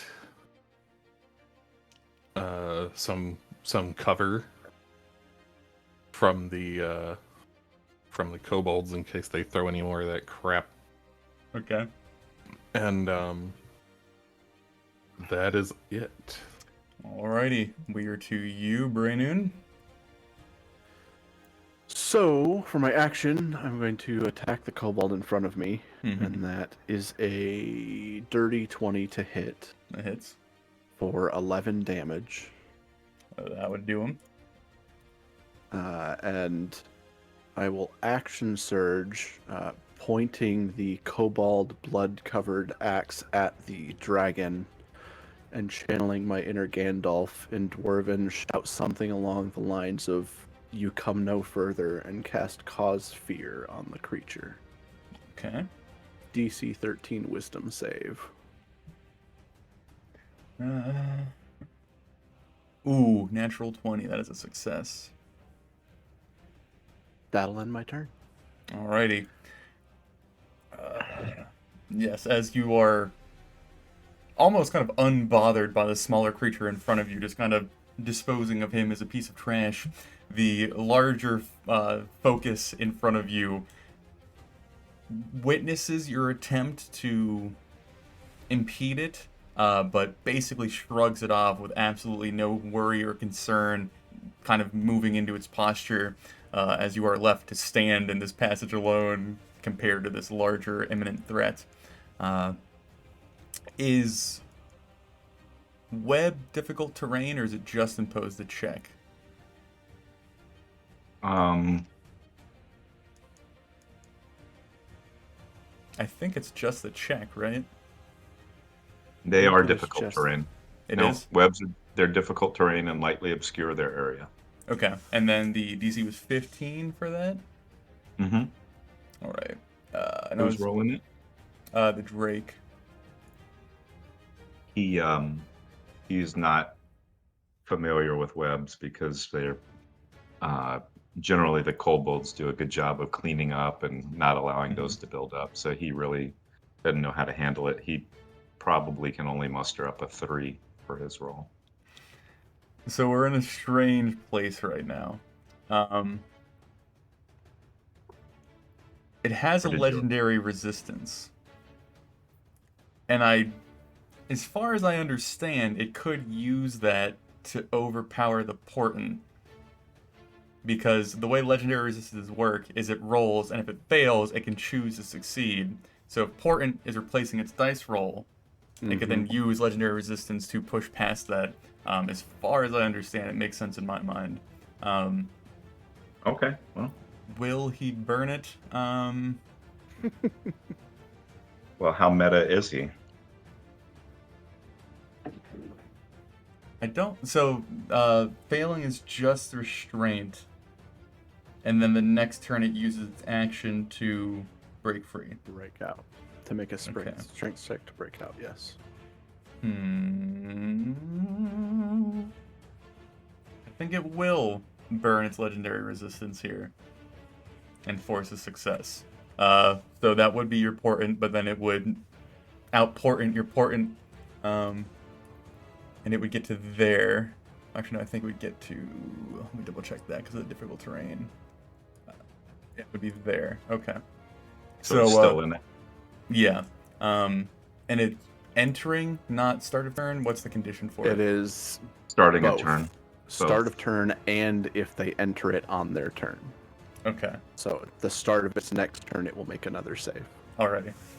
So, Braynoon, as you are standing, I always say standing tall, but I gotta remember you're a fucking dwarf. I can't keep using that.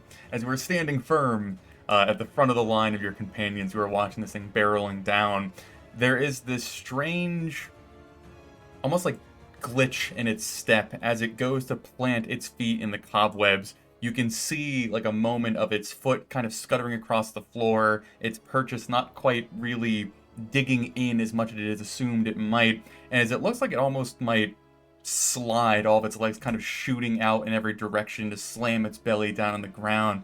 There is this moment of just actual visible concentration on the somewhat monstrous features of this creature, and it, as it once before did, sticks one of its spare legs out to stabilize itself, almost jamming itself like a Splinter Cell trying to hide himself up on the roof by pinning himself on either side of the cave, holding himself upright before planting his feet back down and taking another step. He is not able to use that momentum to stampede into you, but he is quite close and quite intent on reaching your little dwarven body. And that would be... Oh, wait a second.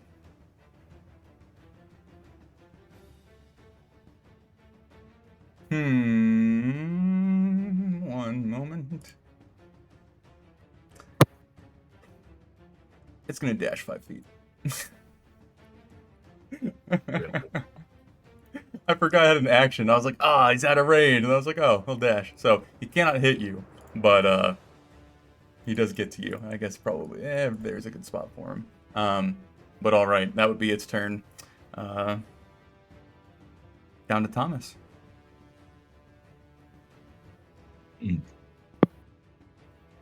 Just the most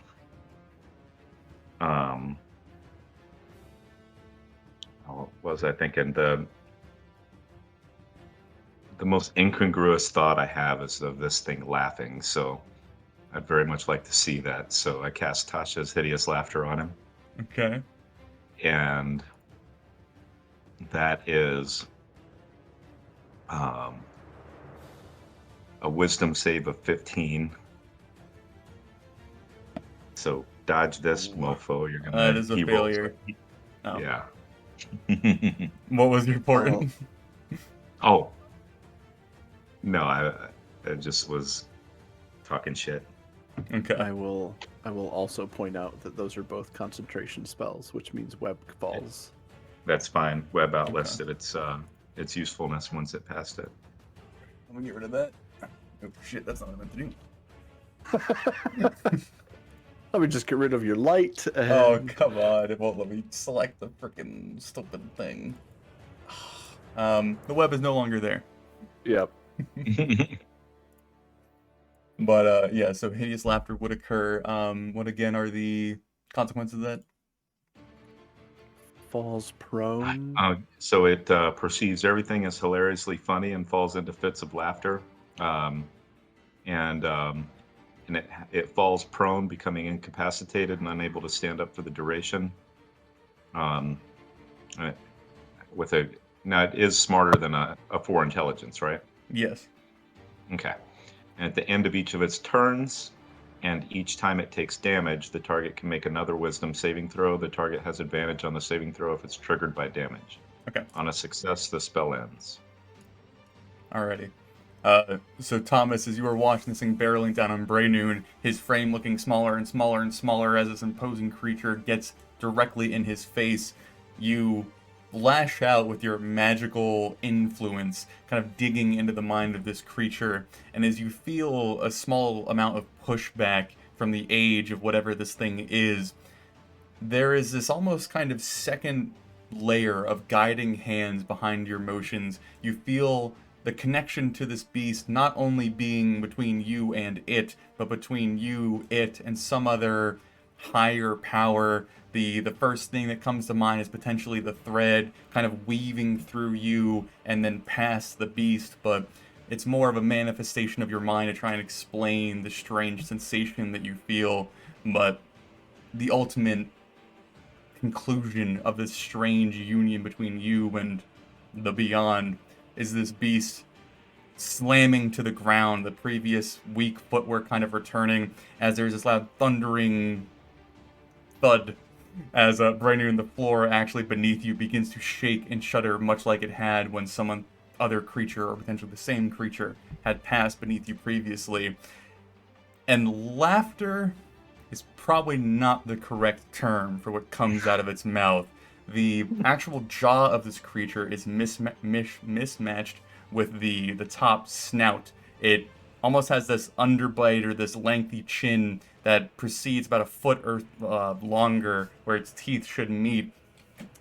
And as the tongue tries to like whip and flail in a laughing motion, it's more just this wet, sloppy, smacking sound, like a really bad guest who's never learned to not eat with their mouth open, as the tongue starts like hitting the wall and the ground and the roof of its mouth, and there is no actual verbal production except this strange, tangled mess of wet flaps.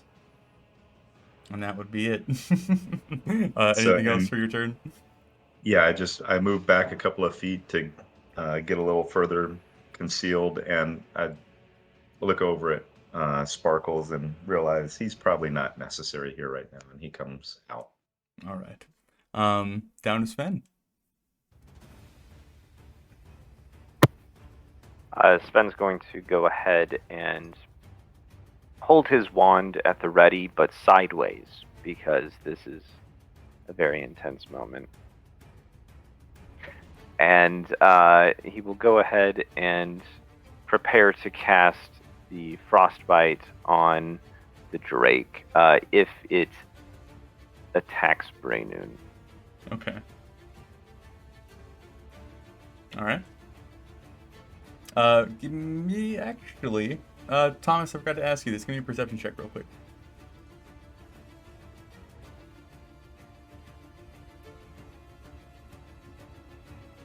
$17. As you are riding the high of your victory and listening to the grotesque sounds of your opponent flailing down to the south, you tuck yourself into that initial passage that you all had kind of come into this cave from, very much trying to get as far away from danger as tiefling possible. You begin to hear unrecognizable sounds coming from above, coming from the outside. They're distant and they're faint, but there is some sort of disturbance up and past the entrance that you came through. I'll shout out a warning to everyone that I'm hearing something coming from the passage that we just came through. All right. Sven, would that change your decision making at all? Sorry about that. I mean, I'm not going to go back up. No, I think that for the moment, this is the immediate concern, and Sven will react as he needs to. Alrighty. That would be your turn. Down to Ava. It is prone.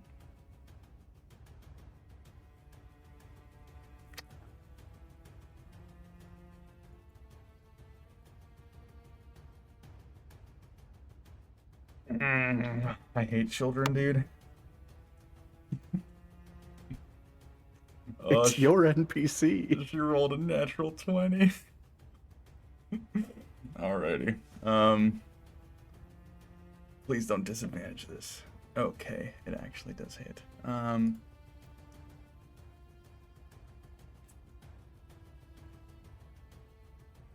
Oh, she's shooting the damn thing. So At before, disadvantage? so does she do damage to it? Yes. Okay, She had disadvantage because it's a ranged attack. But she on a does prone hit. creature. So she hit it and did damage, Yep. and So it gets a save against touches. yeah, and so for my last portent, it would roll a 1 for that. Well, didn't you use your portent for it to fail? I used one of my portents, yes. No, you used it Yeah, for the web, and then when I did Tasha's, you said, "Oh, it gets a," and then I'd already given the roll, but you said, No, but if you rolled, I can't do a portent. That's Okay. like I can't do a portent if you rolled already. So you rolled, so "Sure, the portent never okay." happened. I think that's fine, but all right. So I But you guess can't have it both ways. I can't be like, hey, can I use my portent after No, you I rolled? get it, but you were clearly indicating that you were going to use it, but that is fine. I was, That's but fine. you. That's fine. We don't have to but argue you about beat it. You got it. You win. You got it. You're fine. All right. So she would strike it. It would grumble, do nothing, and lay back down.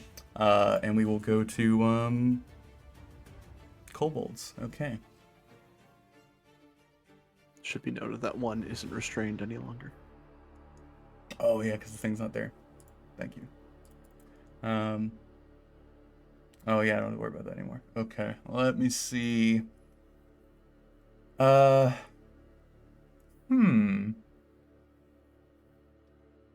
Nothing. You can't assist something out of Tasha's like you can sleep, right? I don't believe so. Short They of can, them causing it damage. yeah, have them Yeah, stab it a few times. If it thought stabbing the dragon was a good idea, then yeah, it would do that. Well, yeah. Actually, I think that's probably way cleverer than I would think, and it's actually kind of there because it would. Tasha wouldn't stop it from communicating in any way. It's laughing is all it can do. Right. Read me So- the actual wording of Tasha's again. They fall prone, become incapacitated, unable to stand up for the duration. So I'm not sure what the definition of incapacitated Yeah, let me is. check that. It perceives Unable to everything is take hilariously action funny and falls or into fits reaction. of laughter. Can't move or speak. What, incapacitated? Oh no, sorry, I was on the wrong. Yeah, it's just actions and reactions. I think it honestly can still. It's not speaking; it's communicating. Right. I think it actually can. All right. So it would know that being hit would free it. Yeah. I mean, probably Well, also it's- going off at Ava, just hitting it and it almost rising. Right. Probably enough to go off of. So yeah, the first little cretin will hop down and smack it on the ass, basically. I guess it has advantage to hit. And it would be... This is oh, God, I just rolled a fucking natural 20. Okay, so that is 9 points of damage. Just like max damage with the dagger. Jesus. Hit me. No, not like that. Let me see if this thing actually gets out of this shit. Yeah, okay. And at that point, Sven would just yell out, "You'll make a nice pair of shoes for Braynoon," and cast Silvery Barbs. Please re-roll that and use the lower of the rolls. Okay. And then Braynoon now has advantage on his next whatever roll. Okay. Oh, it still succeeds. Okay. God, you guys are vicious. This is awful. But all right. As the kobold leaps from its position, armed with its little stake, you all see its little tiny body disappear behind the large mass of this creature before there is a somewhat muffled impact noise before the beast's eyes shoot wide, this tangled, pained roar escaping its lips as its legs kind of flail around before getting up onto its feet. As it stands, you see the kobold kind of getting lifted up off his feet as Brandon, you are staring like underneath this creature's mass, and then he would slip as his weapon loses purchase out of the hide, landing back on his feet as you see a large, I guess, like splattering of blood on his weapon as he is just like trying to come to terms with what he's just done. All right, and then yes, Sven, you would attempt to stop it. It's angry. It's not going down, or at least it's really determined not to. So that was the kobold's turn. First one stabs. We will go ahead and do a lineup. Move all the little boys forward. That was probably a bad term.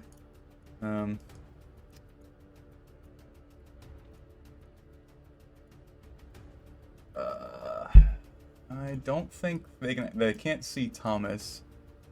They can probably see. Also a Sven. barricade between them, right? Yeah. Okay. Quinn, you are going to get 2 disadvantage hots being thrown at you. What was your AC again, sir? 14. First one is a miss. Second one is a... Ooh, I hit. Yes. I swear I'm not rooting against you guys. Oh. That would be 4 points of acid damage, sir, as a stray Hail Mary pot goes sailing through the sky and kind of strikes you on your back as you're much more distracted by things going on in your south. Little kobold gremlin noises of victory going off to your east. And then there's the... Okay, so that one stabbed the thing. Now there's 3 up above. I imagine they probably don't have an angle on Braynoon, because you are being obscured by their boss. Which really only leaves Ava. But that would certainly be disadvantage and cover. Probably just disadvantage. Okay, she's gonna get... That's why I don't get attached to these NPCs that follow us along. That's a miss. That's a But hit. Quinn will get a nice bow out of it. That's a miss. She gets hit by 1. One's all it took for Ooh. Lensa. Oh, so as everything is occurring and more of these creatures are flooding into the space, it is clear that you are quickly being cornered both by this large creature and the many smaller minions that it controls. Ava, who has just handed off her father's bow and is watching as Quinn lands his vicious strike, following it up with her own, pewing her little arrow into the hide of the beast. There is a look of elation on her face as she's kind of like looking at everybody, thinking that everything is going well, before one pot lands at her feet and a little bit of concern crosses her features before another one comes sailing in and hits her on the chest, kind of splattering across her green cloak. And the actual green acid is kind of hard to discern between the 2 hues. As she quickly lifts up and starts battering it away, the acid quickly begins to eat through her thin clothing and singeing at her flesh, these wisps of burns kind of going into the air. And she does not fall, but looks very uncomfortable is the term I will put, I guess. Very close. So that would be kobolds. Yeah, we are now back up to Quinn, sir. All right. Getting bad over here. I don't think that I have any. No. I want to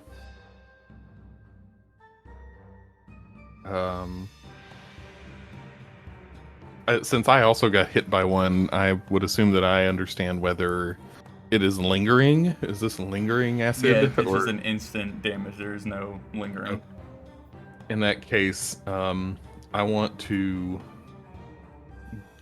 grab her elbow and pull her, I guess, like where I was standing, so like right in there. Okay. And then I'll move there,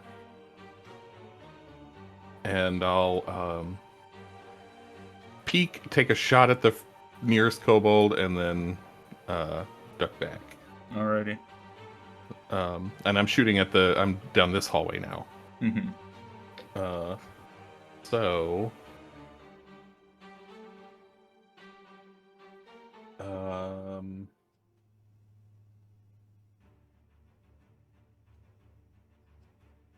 that's gonna be a 21 and a 11 damage. Yep. As you return their lovely gift of acid with a precise and vicious arrow back through the passage, you would hear it hit its mark and another kobold losing its life very quickly.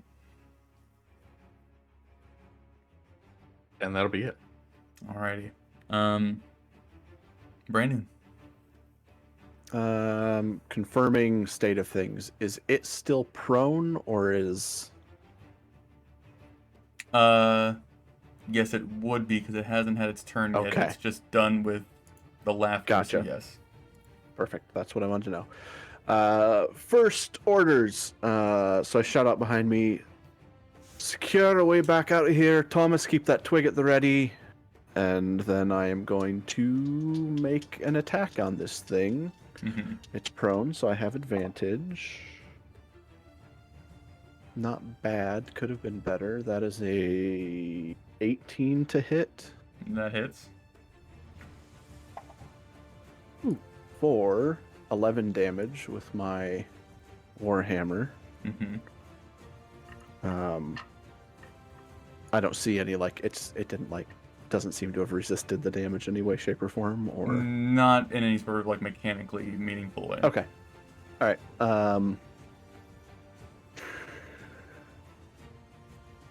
Can prone creatures still make... it would be at disadvantage.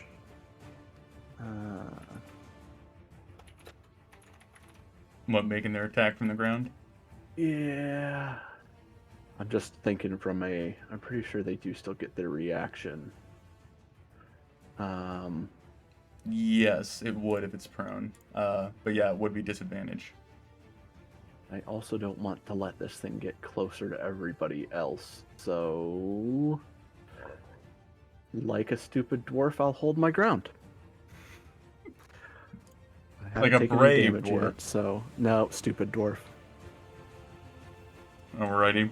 As you are face to face with this creature that you have only really gotten hints at, and now it is physically there in front of you, you land a decisive blow, giving you at least a small swell of giving it to him after seeing a lot of the havoc this thing has caused, either personally or through its various minions or tendrils. It does take the blow. It does not look pleased, but it does not look undeterred or deterred. All right. Don't look at me that way, Sven. All right. It'll be down to its turn. Gonna stand up. I think that's the first point of order. And then it is going to attack you, sir. At this point, my question on my prepared action of attack, Mm-hmm. would that trigger now? Yeah, because you readied your action, and then you use silver barbs as a reaction. Correct. And now it is its turn doing its thing, causing your ready state. Doesn't readying your action take your reaction? No, I think it just takes your action, doesn't it? I thought you used your reaction to take your readied action. I could be wrong. That would be news to me. Whatever Yeah. you're ruling, I'm cool with. We can. I think put it that's up fine later. for now. Yeah. So yes, your action would take place. Saves my butt. It needs to make a Constitution saving throw of 14. You people and your saving throws.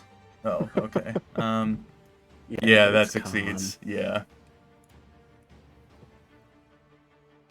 Any Okay. effects on a success? Yeah, nothing happens. Okay. No damage. All right. As it stands up, looking monumentally perturbed by the actions of your small group, every step forward and every attempt to dispose of you being met with just barrier after barrier, either physical or mental. It does not quite give a shit about your attempt, Sven, as it is intently beating down on the dwarf in front of it. What is your AC, Braynoon? 18 currently. Okay. I think that is a miss.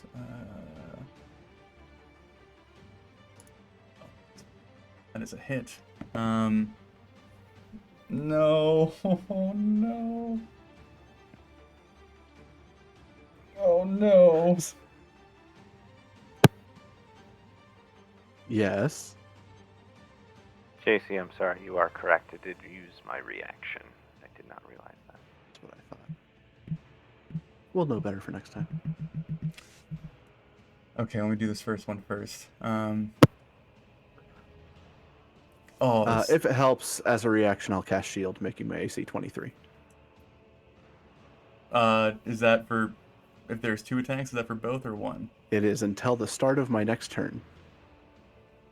So it would Okay. be all attacks made, including the first one. So it would save your first one. 23, you said? 23. It would still beat your second one. That's fine. Oh, okay, so that is... Oh!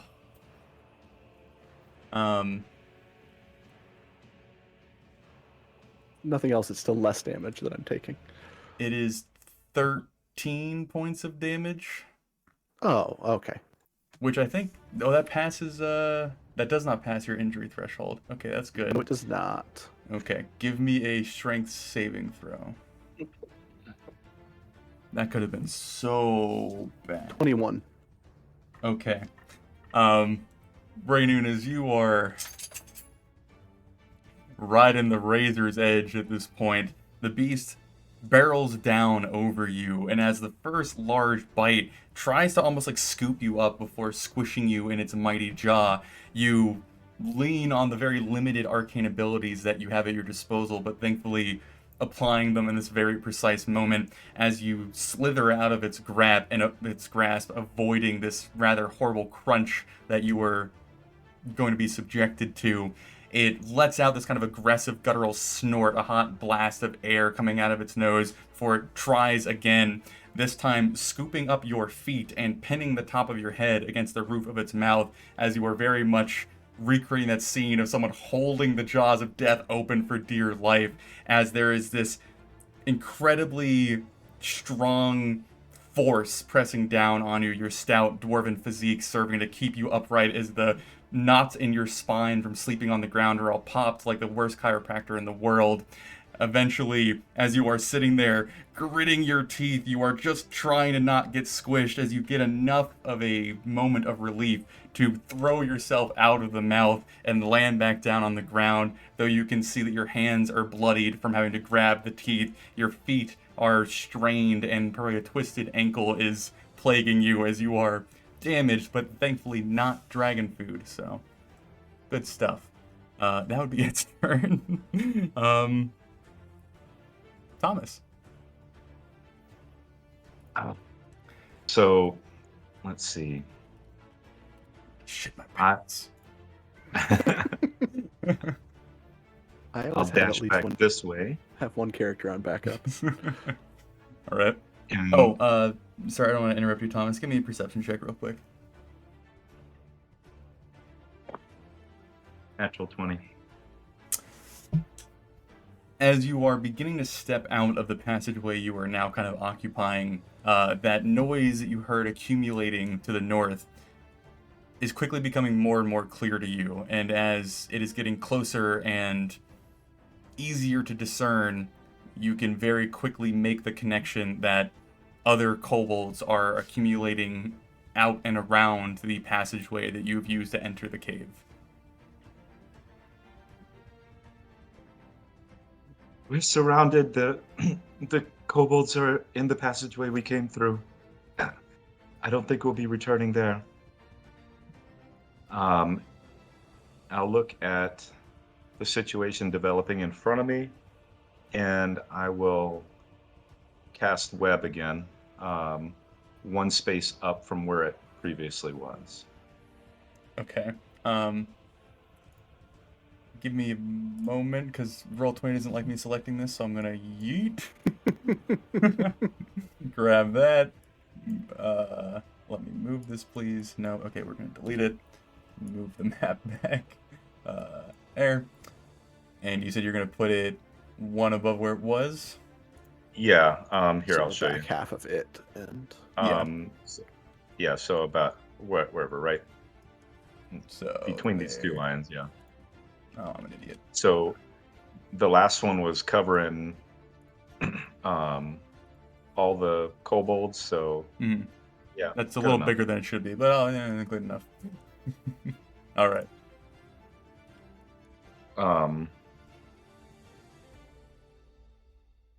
And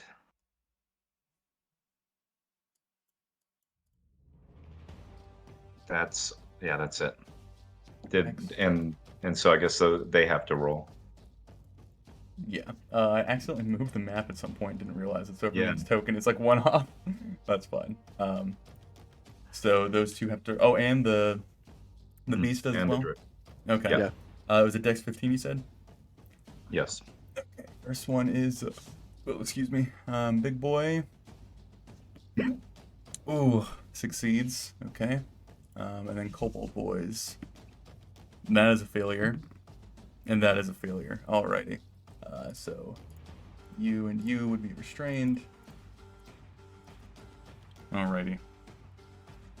Is that it, sir? Yeah, that's it. Alright, as you yet again fill the passageway with your best attempt to hold all of the violence at bay, you do manage to push down the smaller minions, but Big Boy is still rather convinced that he's going to win this fight despite all odds. Okay, and Sven. Seeing the growing situation get a little bit desperate, Sven will go ahead and weave his wand in a wreath of vines and go ahead and cast Wither and Bloom right in.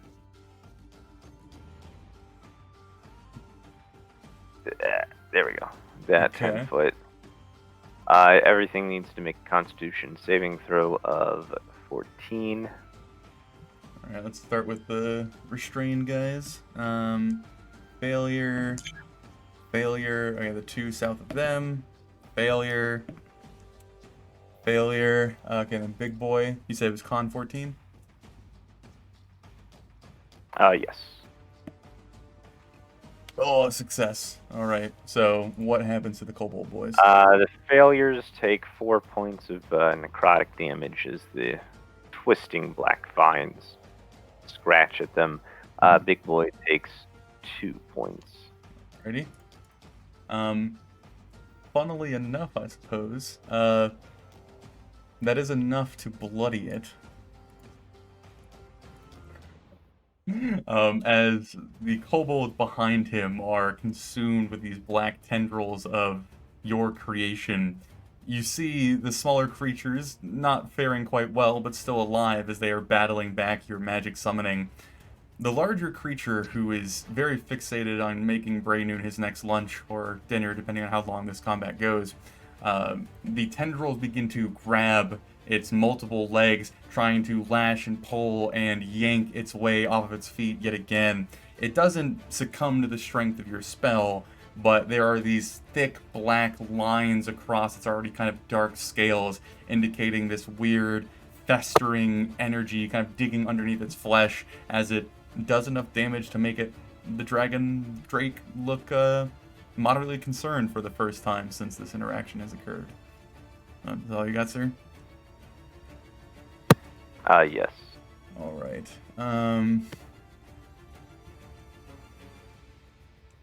We're down to Ava again.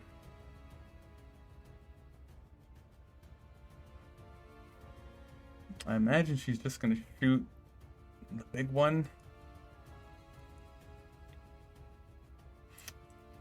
Does make the most sense. Misses. Good job, Ava. You're doing swell. All right, kobolds.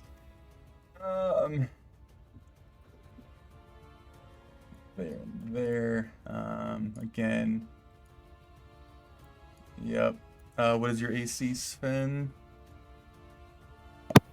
20.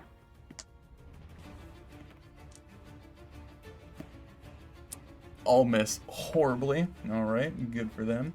The one's restrained. That was a Dex 15. Strength to get out, Oh, actually. strength. Okay. Break free.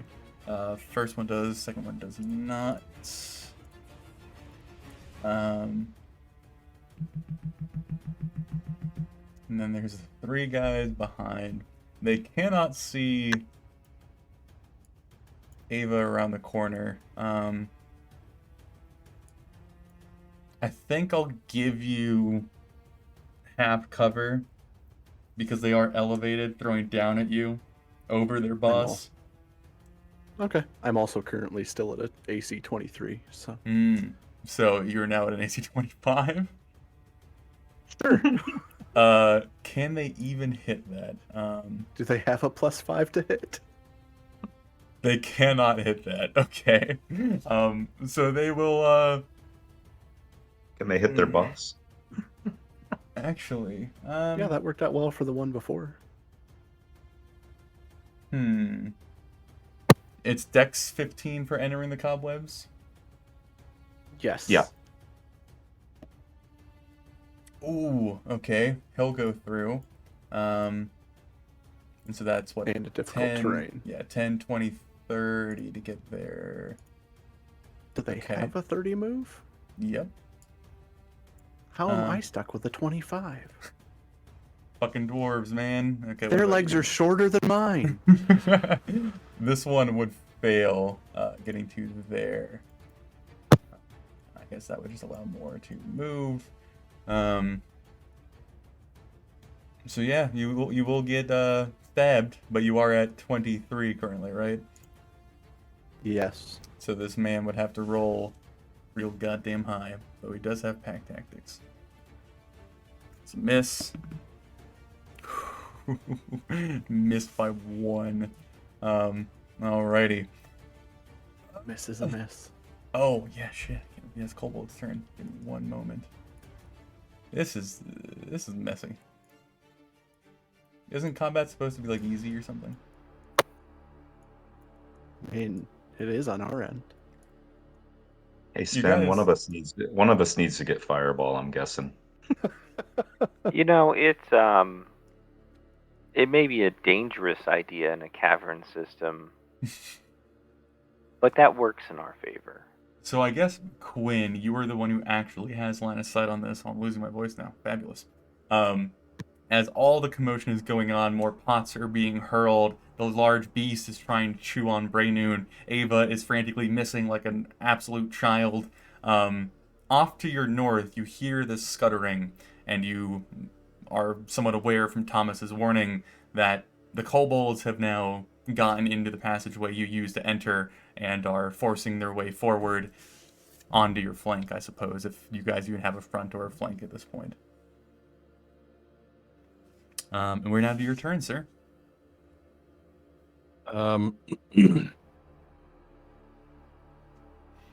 So I'm gonna call out. We're surrounded. The big one must die. And I will peek and shoot at the big one, and then take cover back in my spot as much as I can. Mm-hmm. Am I taking any penalties for him having Braynoon in close proximity? No, I think Braynoon's short enough, he's tall enough, you're fine. Okay. Just fucking deck Braynoon in the back of the head. All right. So that is a 23 That would hit. for 8. Alrighty. And so as you are watching the scene quickly devolve and you warn your companions about the imminent surrounding that is actually here, not imminent, you peek out from your spot, Ava kind of ducking down as she hears you moving, her torso still all torn up from the rather vicious acid that she has sustained. You shoot your arrow over the child, over Braynoon, striking the beast as it lets out another pretty loud, low grunt of pain, but not falling to the wound. As it does become a bit more aware of the combatants further on, but is still somewhat transfixed by the small problem planting its feet in front of him. That's all you got, sir? Braynoon. Kind of groaning in pain, second wind bonus action. Alright. Regaining 11 hit points. So, not all back to full health, but... And guess another hammer swing at the big guy. Mm-hmm. He's not prone this 20. time. Yeah, I know. That's why I'm only rolling 1d20 and praying that it's nice to me. 15 to hit. That would 15? miss. Oh, sorry. No. 17 to hit. That would hit. Okay. Sorry, I forgot I had a +5 to hit. +3 to damage. So that is only 6 bludgeoning damage. Alrighty. He would take the blow, and his opinion of you would not change. Yeah, I mean, I have that effect on things. Yeah, and I'm not gonna move because if nothing else, I'm blocking the hallway at this point. So. Alrighty. Now it is big guy's turn, and he has pack tactics. Yay. So what is your AC without shield? It's 18? 18. Okay. Alright. That's not good. That's a hit. That's a hit. Alright. Throw me 2 strength saving throws.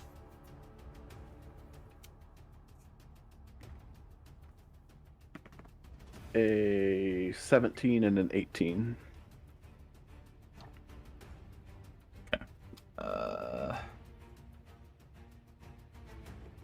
I don't think we went over this. I think we talked about it very briefly, but I'll kind of see what your guys' temperature is about it now.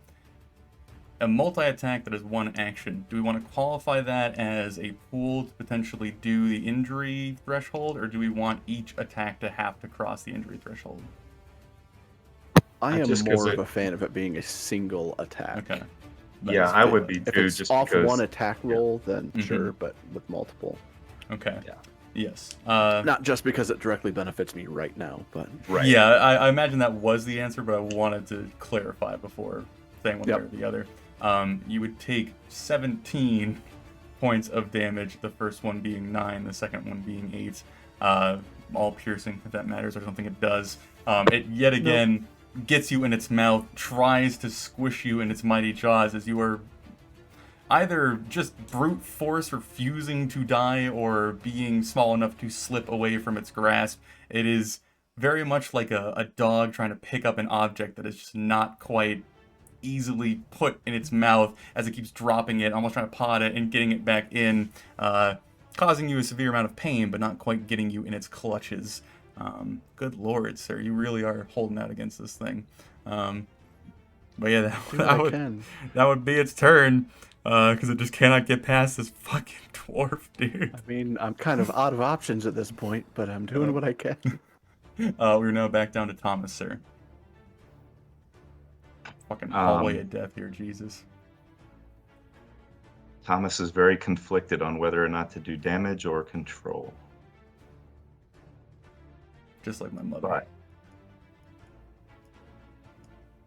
I cast another round of hideous laughter on the Drake, Okay. and that is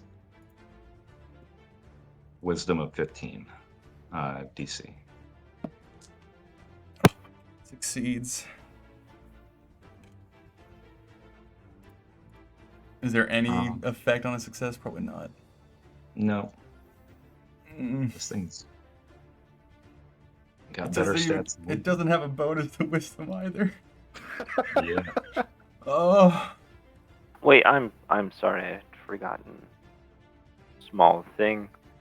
I can still cast the silvery barbs using normal spell slots. So re-roll at disadvantage. Well, Yeah, I think so it's just spend- I think it's just a reroll, isn't it?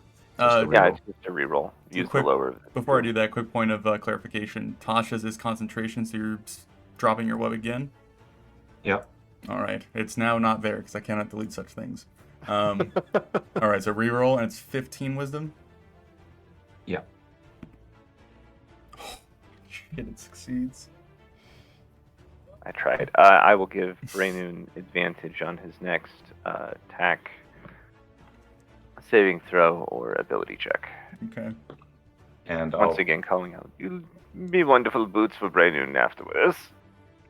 I'll use my movement to step in front of Ava. All right. And that's it. So these guys are no longer restrained. Alrighty, Thomas to Sven. Okay, so that's getting pretty dire for Brainoon. Sven will go ahead and once again wreathe black lines in the air of vines, casting it here, so it'll include Brainoon. But rather than hitting Brainoon with the necrotic damage, a small vine of green will go and just tickle the back of his head. You can reroll a unspent hit dice, and the rest Oh. need to make. What armor? Fighter's D10. Yes. So what was it? There's a con save, I think, forgot. last time. I'm sorry. Yeah, Constitution of 14. All right, Kobold number 1 fails, and this is 4 points of damage, or did that change? This will be 9 points of damage. Okay. First one failed, and he is dead. I also healed 9 points of damage, Fails, and he is dead. Third. which means I might survive the succeeds. next round of attacks. All right, you got Might. 3 of them, and then the Drake has to roll, and this is con. Con. So he actually should save this because of his stats, and he fails it. Of course, that's how this works. All right. Yay! So you did 9 damage. Alrighty. Well, that does not change. It's already bloodied, but you do consume 3 more of the minions as the main combatant gets a rather stern lashing as Brainoon feels a bit more support behind him, both physically and personally. Oh, and Brainoon, I'm sorry, you can regain an extra 4 hit points. Oh, Alrighty. I don't use that spell very often, so. I feel like you've used it every session. So He's that- your- I don't read my spell book very often. so Your that is only healer. Your turn, sir. Okay. God, what is Ava gonna do? Brainoon's HP is just doing this over Yeah, and over again. it's like a heart monitor.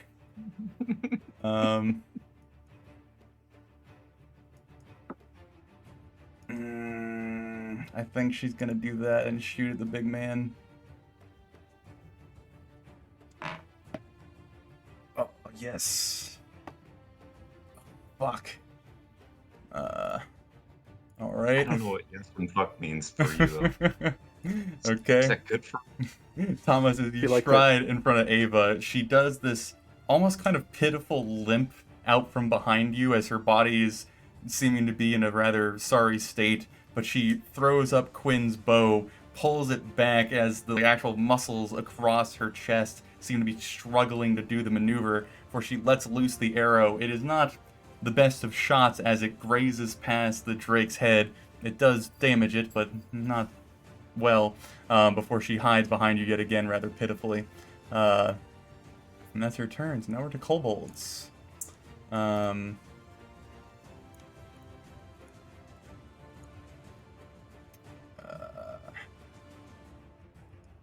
moment.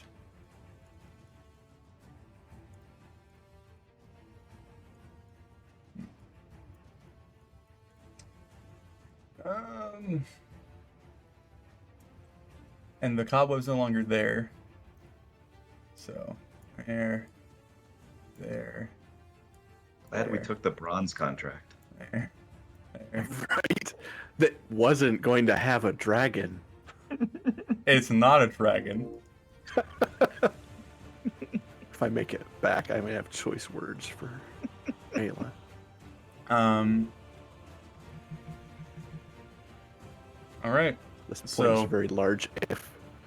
Brandon, you're gonna get 3 strikes. Sven, you're getting a strike. Quinn, you're getting a strike, and then probably Sven, you're getting shit flung at you again. All right. I got a AC of 20. Brandon, 18, you said, right? 18. And they got those good old pack tactics. Let's see what you guys can do. Faye, well, it's, okay, yeah. Miss. Hit.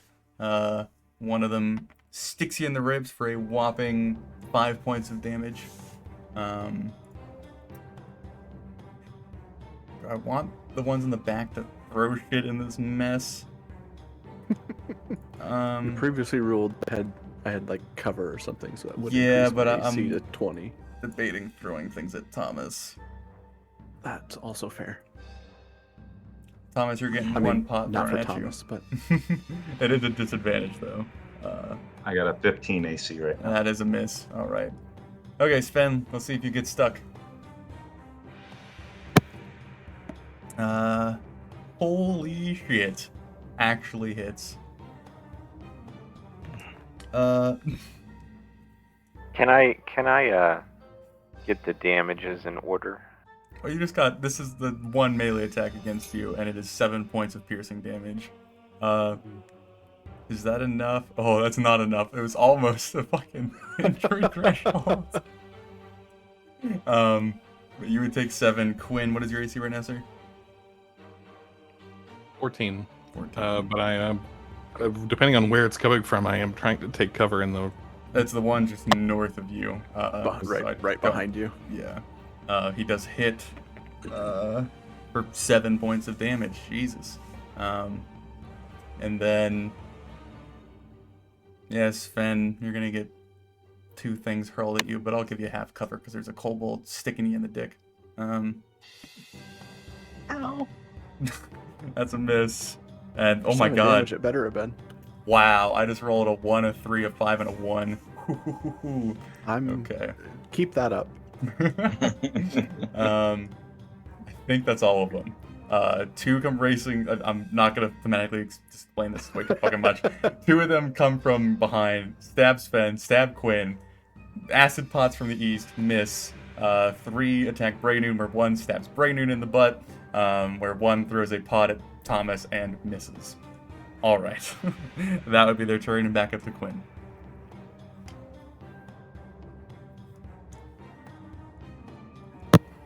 Well, this is bad. This is real Had bad. them right where we want them.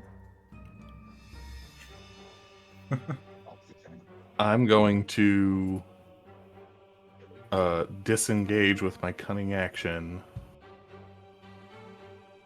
and fire the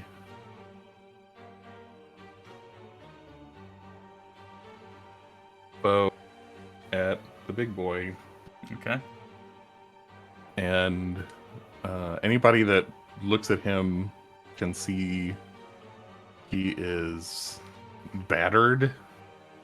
He is bleeding from a couple of open wounds. A laceration. But yeah, right. Deep Not wound. infected though. He will need to rip some clothes off these couple. I should be happy about rolling 19s, but that's 2 19s that I've rolled when I would really rather have. Well, what hit? The damage is 9. Alrighty. Your blow lands true. Another arrow to add to the hide of this pincushion of a beast. It's damaged. It's taken a battering, but it is still standing. Is that That's you got, sir? Alrighty. Braynoon, sir. Kind of jokingly, half over his shoulder, you just hear, "So how's that exit coming?" And if I remember correctly, I still have advantage from silvery barbs that was granted to me, so Yeah. I'll make an attack on the big guy.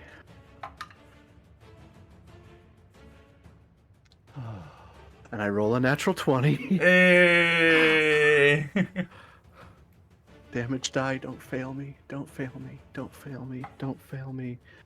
Could have been better, but only by 1, so that is 8 plus 7 is 15 plus 3 is 18 damage. How do you want to do this, Braynoon? It is... So, kind of making that half-cracked joke, I just... it almost looks like a haphazard swing of his hammer. Like, very much just over his shoulder, railroad spike down, like, right in clipping the snout of the upper jaw, driving it into and just breaking off that lower jaw as it hits the ground, using that as a leverage point. And I just turn and look at the kobolds and let out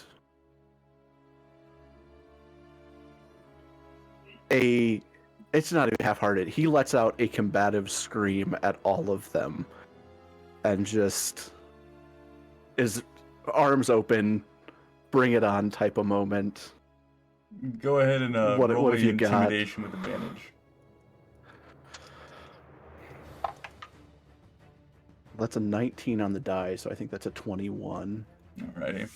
So, Braynoon, yeah, as you 21. call back to your companions, alluding to potentially the last moments of your leadership of this particular group, you turn back around to throw another blow at this seemingly invincible wall of dragon flesh. As the blow lands, you see it clipping the snout, enough to actually like seal off that passageway of air for it, before your hammer drives down to the lower jaw and separates half of it away from the jawbone, a loud, vicious, ripping noise kind of following before the arc of your throw or your blow brings it down to the ground, and there is this wet, satisfying, crunching noise of you actually disposing of this creature's will to live in a very significant moment.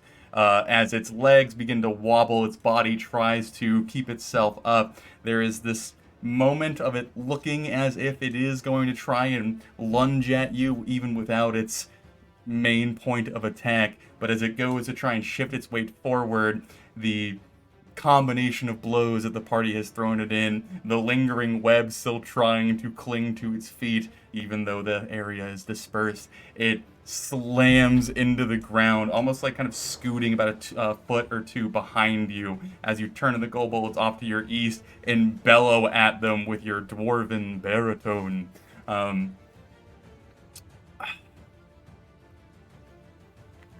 don't think they're gonna put up with that too well. Let's get rid of Big Boy real quick.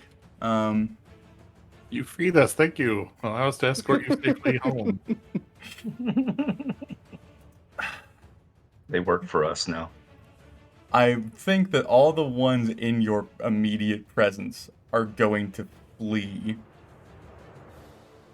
I won't even take an attack of opportunity. Well, we have to wait for their turn, which is coming. But I will. That's fine. I will at least explain that when their turn comes around, they're not gonna be around much longer. So that would bring us down to Thomas. So Thomas was, he has one spell left, and he was gonna do a desperate shot at the big boy, who now is gone. So feeling a little relief well up in his heart, he'll step in front of Ava this way, and at point blank range cast magic missile at this kobold right here, just basically putting my hand out right in front of his head, and that's 11 points of damage. Right. Almost like an Iron Man copy. As the kobold is trying to like stand up, you just place your palm against him, and there's this low whine of arcane energy before the other side of his head bursts into mist, and he would no longer be with us, the poor gentleman. And in Draconic, I would, just keeping my hand extended in front of me, I would turn it into a pointer finger at the other one in front of Sven and tell him, "You're next." Alrighty.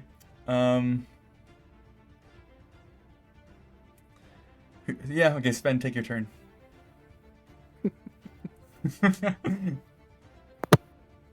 Yeah, so I think Sven would go ahead and just draw his scimitar at this That he point because uses all the time.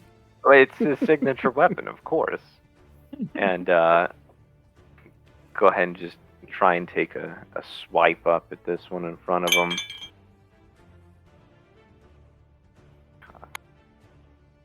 Ah, fuck me. That's a nat 1. That would miss. And that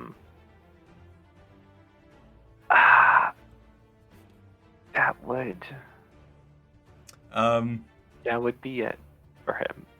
Give me a quick deception with disadvantage.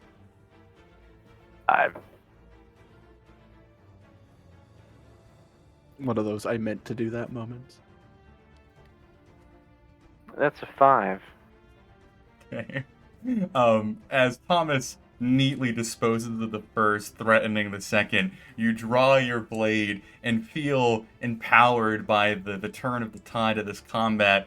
And as you are drawing your blade, you realize your fingers kind of missed the hilt as you kind of get it halfway out of the scabbard, and you just more or less backhand the top of the kobold's head with your grip, as you don't quite hit him hard enough to deal damage, but you can't really ignore the fact that you just half punched this thing in the skull, as there's a strange moment of Alrighty.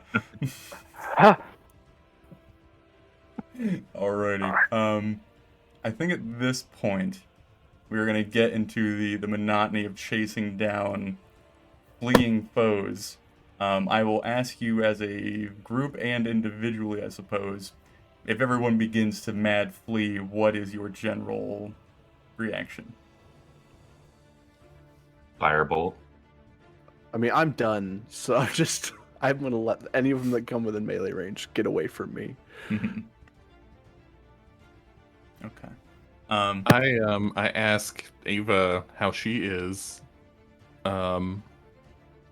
and she's on her feet, so assuming that answer is like, Alive.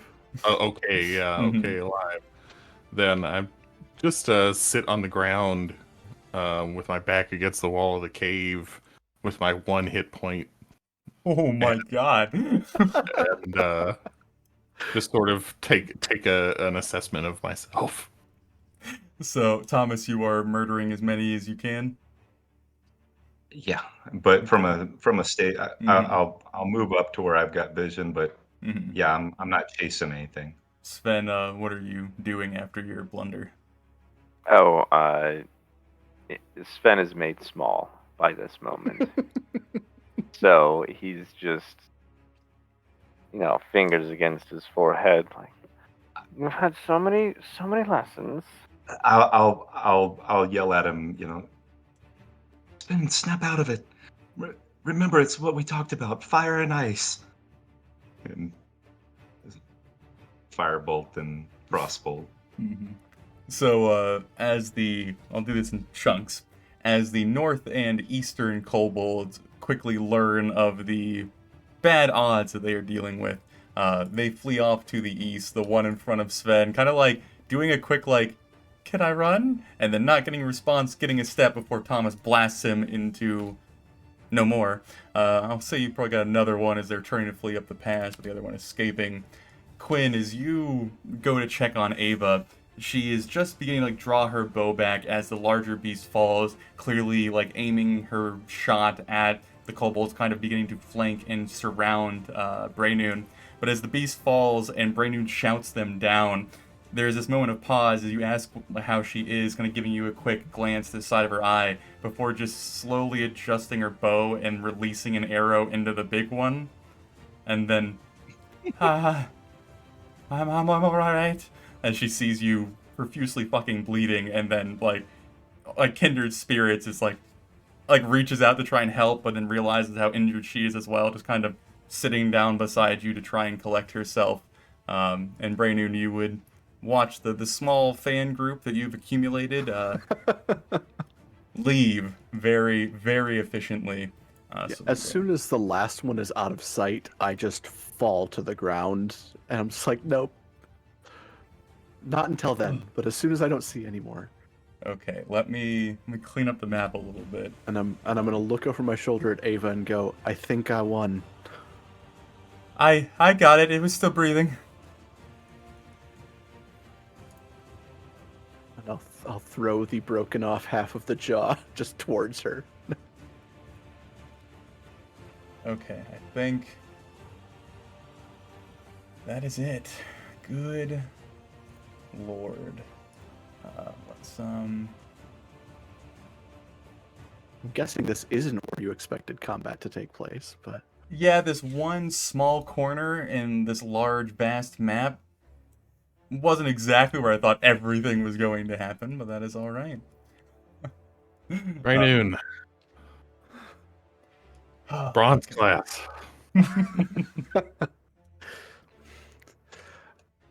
we'll have a chat with your girlfriend when we get back. Or is it copper? Bronze. I don't see. copper. I just look at the emblem, whatever metal it is. But you all would feel the big wave of relief of victory as the distant sounds of fleeing foes is clear. Probably clearest to Braynoon. You would hear like the clattering of metal and like frantic scraping off to your southeast. That's really the only other sound you can hear besides just fleeing. Like scraping of metal getting further away, or just scraping of metal in a static location. Like lots of clinking, lots of fussing, and then a quick scraping running away. Okay, so like they're grabbing what they can and running. Would be my assumption. My concern Yeah. was there's something chained up down there, and The real dragon. we're out. But you all would be relatively left in peace at this point. After just taking a few minutes to collect myself, I am going to put my warhammer down, summon my war axe, which is still at the guild house back in Mastore, and I'm chopping this thing's head off, and we're taking it back. Because I still don't know what this thing is, but Ayla's gonna see it. So as you are going about acquiring your evidence, Ava, who is like sat down next to Quinn, who was being silent for the moment as everyone was kind of venting their steam, I suppose, would eventually kind of lower her voice, so it's just you and her looking back over it. Is it always this, scary?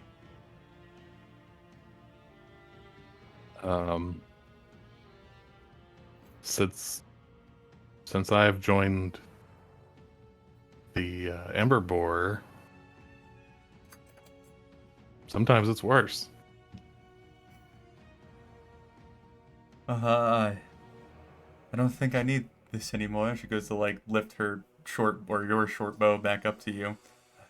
And I'll hold the other one out in trade. Like that's actually a really good bow. Oh, no shit. Yeah.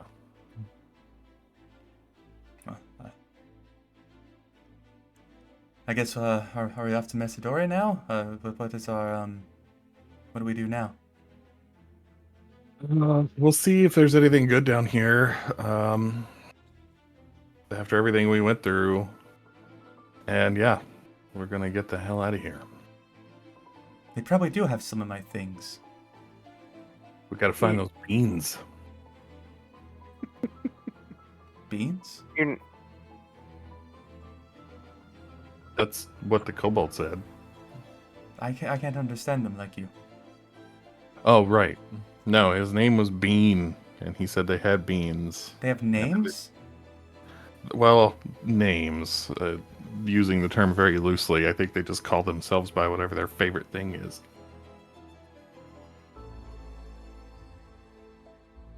Strange. Yeah. So you would be...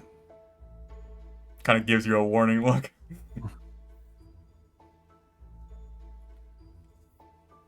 She kind of glances down at her chest where her hood has been clearly damaged and there's bits of kind of acidic wear and tear on her skin. And she looked back up at you. Do you have any anything? I've got a water skin, I guess, but I've been drinking out of it, so I don't know what's left. Kind of Assuming looks. that wasn't quietly mentioned, Yeah, she's kind of speaking more openly. I will look over from my hacking this thing's head from its neck, and I can help with that, Les. Kind of looks over you as you're sprayed in dark maroon blood, and yes, are you very? Good job. Well, hey, you don't see my blood anymore, so... You know, I do enjoy shirking work as much as I can, but I can't help but notice there are still kobolds.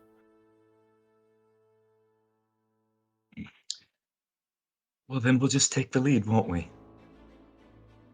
We're both fine. Thomas, no, I have, and he'll gesture down, and like there's a good sized gash through his abdomen. I would love to just maybe relax a little bit, just a little bit.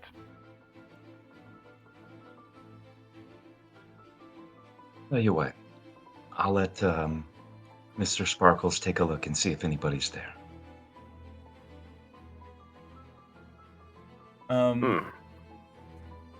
At this point, I think I'll just reveal the map to you all. Is that fine? Yeah. Yeah, I think that's And- fair. Unless there's any and just- surprises and just that we to- should know about. Yeah, and so what I would do is I would have him, we'll just kind of leapfrog, scout, see if anything's there, move, occupy that area, search. I'll Why have is- detect magic ritualistically cast as we go. I cast mending on Ava's cloak as well. Oh, very nice. Why can it not? What about this? I cannot reveal the map. Come on. Alright, let me just I'm gonna go ahead and just turn dynamic lighting off. That might do it. There we go. There, yep. Alright. Ignore the giant red squiggle that was fire that is no longer there. It's now just smoldering.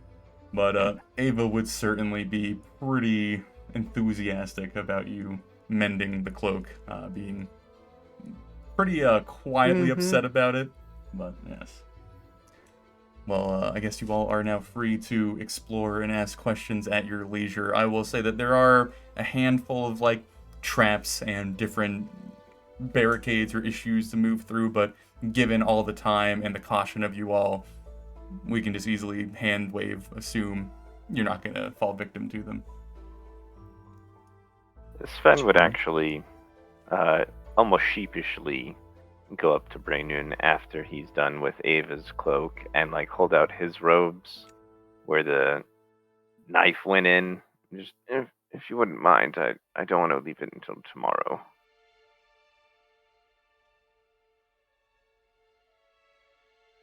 I look at him and think for a moment, and then realize that he's a better spellcaster than me, and so any lie I would tell him probably wouldn't work, and I will cast Mending. There was the thought of, oh, I can only do it once a day. Mending really just takes it out of me. It's Yeah, that's all I got. like an 8th level spell for me. Thank you so much. Yes. But, It's only because you healed me at some point during the battle, which is the only reason I think I'm still alive. I will say that Ava will probably stick with Quinn, unless stated otherwise, and you all are free to do as you wish. Do you want us to move our tokens around? Yeah, or- that's an easier way for me to see where you're at and what you're looking at and what I can describe. So however you guys want to maneuver, I know it's dark. Don't at me. I mean, the first thing I'm going to do is scramble back up to make sure that, which when I left it up there, my idea was to put it somewhere where it was going to be less noticeable. But like my pack and everything is where those kobolds came from, so I'm retrieving that. And if Mhm. need be, I will walk around to the other entrance. When you do get up there, it is clear that it was checked, but nothing seems to be missing. Like, it's like open and some of the contents are pulled out, but nothing has been taken, assumedly because the kobolds that were there were either fleeing for their lives or intent on killing them, Right. so... yeah. Oh, and I eventually go and recollect my hand axe. Okay. Quinn, are you down in My that stuff center is area? handled. I assume you'll be you're muted. Oh yeah, let's see what's in this grody hole. So, since you are the first there, I will go ahead and describe it to you as I get it pulled up on the screen. There we go. So there's various larger chambers in this cave system that the kobolds have kind of like made different sections of their residence. The northeastern part seems to be almost like the common area where there are just beds everywhere, a few campfires, food kind of being actively cooked. But there's no clear like valuables or storage in that area. It's just like rest where you lie kind of situation, and there are tons of indications of bedding of these kobolds of where they'd once been and how big their numbers were. As you get to that center chamber, the majority of the southwestern part of this cavern being somewhat barren, though there are large kind of grooving scratch marks that you could probably assume came from the drake that you had slayed. The center gives off this kind of almost uneasy energy as you step inside of it. The larger part of the center of this room is dominated by, I guess, like a structural connection between the ceiling and the roof, or the ceiling and the floor of this cave. Over to the north, there's this rather thick, wide puddle of this somewhat sparkling green acid that you have seen secondhand through the pots being thrown by the kobolds. But now, as you were staring down its actual source, there is this glittering, sparkling surface to it that seems to constantly be moving. And as you take your first glance over the raised platform that you stand on, that has a whole amount of things that I will describe, you can see that the acidic pool goes deeper and deeper into the back of the cavern, where there, as far as you can tell from the thickness of the liquid, is a other sort of like cave or connection system down beneath that you can see a lot of disturbance has been around. There's not a lot of like debris or dirt or what's the word I'm looking for, like trinkets in that location, as something has clearly gone in and out of that location rather consistently, which again might be able to assume was the drake. The platform that you stand on is scattered with valuables: gold, silver, gems, trinkets, goblets, cups, bars, various tools. It's honestly somewhat worthwhile or relieving to see after the struggles that you've gone through. We can certainly go over the exact details of what that is. But as you look down into the depths, I know I'm kind of circling back around various times, just below the platform that you stand on, where there's about maybe a 10-foot gap, you can see that large amounts of these valuables have been thrown into the acid itself, and they are currently in the process of being eaten or absorbed or broken down, which you can then almost see there's a larger potency of that swirling, sparkling consistency near the rotting valuables as it begins to like leak out into the larger source of acid. There is ritual paintings in blood across the floor as well. There is a fresh cow carcass laid across that. There is also a rather ominous looking draconic head with two thick horns coming out of it, actually positioned up on the wall above the acidic pool. And the size of this head indicates a rather large dragon-esque creature once had it in its possession. There is also a workspace, potentially might be the right term to use, that appears to be a mixture of maybe an herbalist or an apothecary or maybe a shaman of some sort. has collected a bunch of ingredients on the table just south, kind of where Thomas is standing. And there are a few bits of paper, scraps of paper, with a singular scroll kind of tucked into the corner of the desk. But I think that is the vast majority. So that's the scene that you all are kind of exploring in this current moment. So as I walk through there, being careful near any of the acid, does the detect magic illuminate anything? Yes. Alrighty. There would be a ring amongst the pile of valuables that are kind of thrown on the floor that glows with magical energy. Is Transmutation School of Magic, as I know you will ask. There is also an arrow that is lodged in one of the skeletons nearby, resting in its actual eye socket and then blasting out the back of the skull that glows with magical energy, which I think is an enchantment school of magic. The scroll, that is the only actual larger piece of paper on the desk, glows with magic. I think that is it. Yes.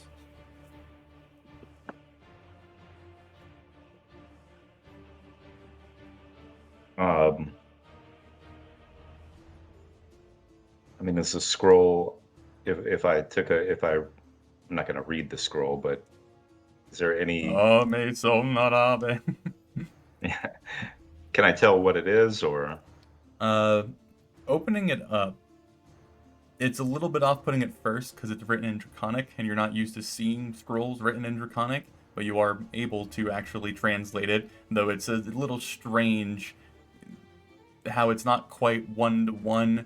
It's much like almost like Old English and New English trying to merge to make sense, but being proficient enough with everything surrounding this, you'd be able to discern it is a scroll of major image.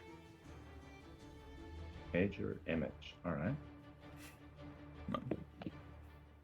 Quinn, as you find yourself kind of looking over this scene, Ava kind of standing beside you, she is just like almost like a broken lighthouse, just scanning from one side of the room to the other, just very silent as she is absorbing the amount of wealth currently just laying in this room.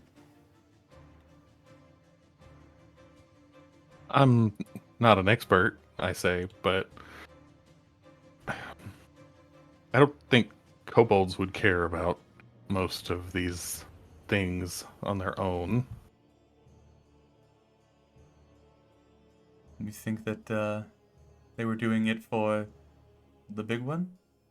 I do. Do you recognize any of this stuff as belonging to people in town? Kind of look around, take a couple steps forward, and then start like actively trying to shift through these things, which are in no way organized.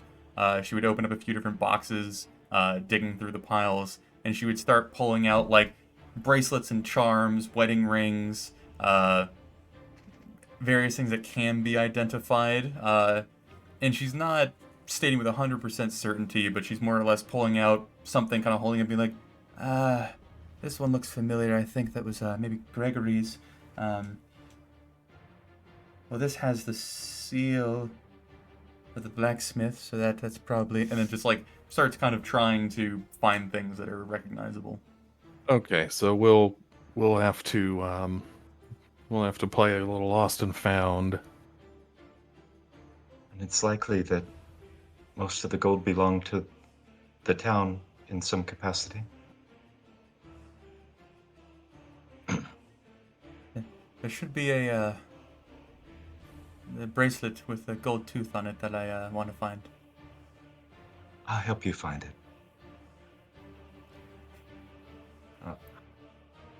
I'll cast light in the middle of the room so that it's better illuminated.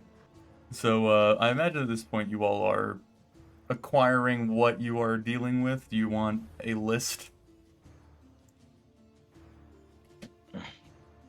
Probably. Okay. One of the things Braynoon's actually going to do when he gets there and kind of takes in the scene is any coinage he's going to look at and see if he can roughly identify mintage, like being as old as he is and having originally lived on this continent, Mhm. just, hey, this would have been minted around this time. And Mhm.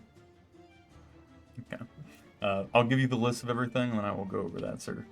And There is. and I'll pick up the arrow and give it to Quinn.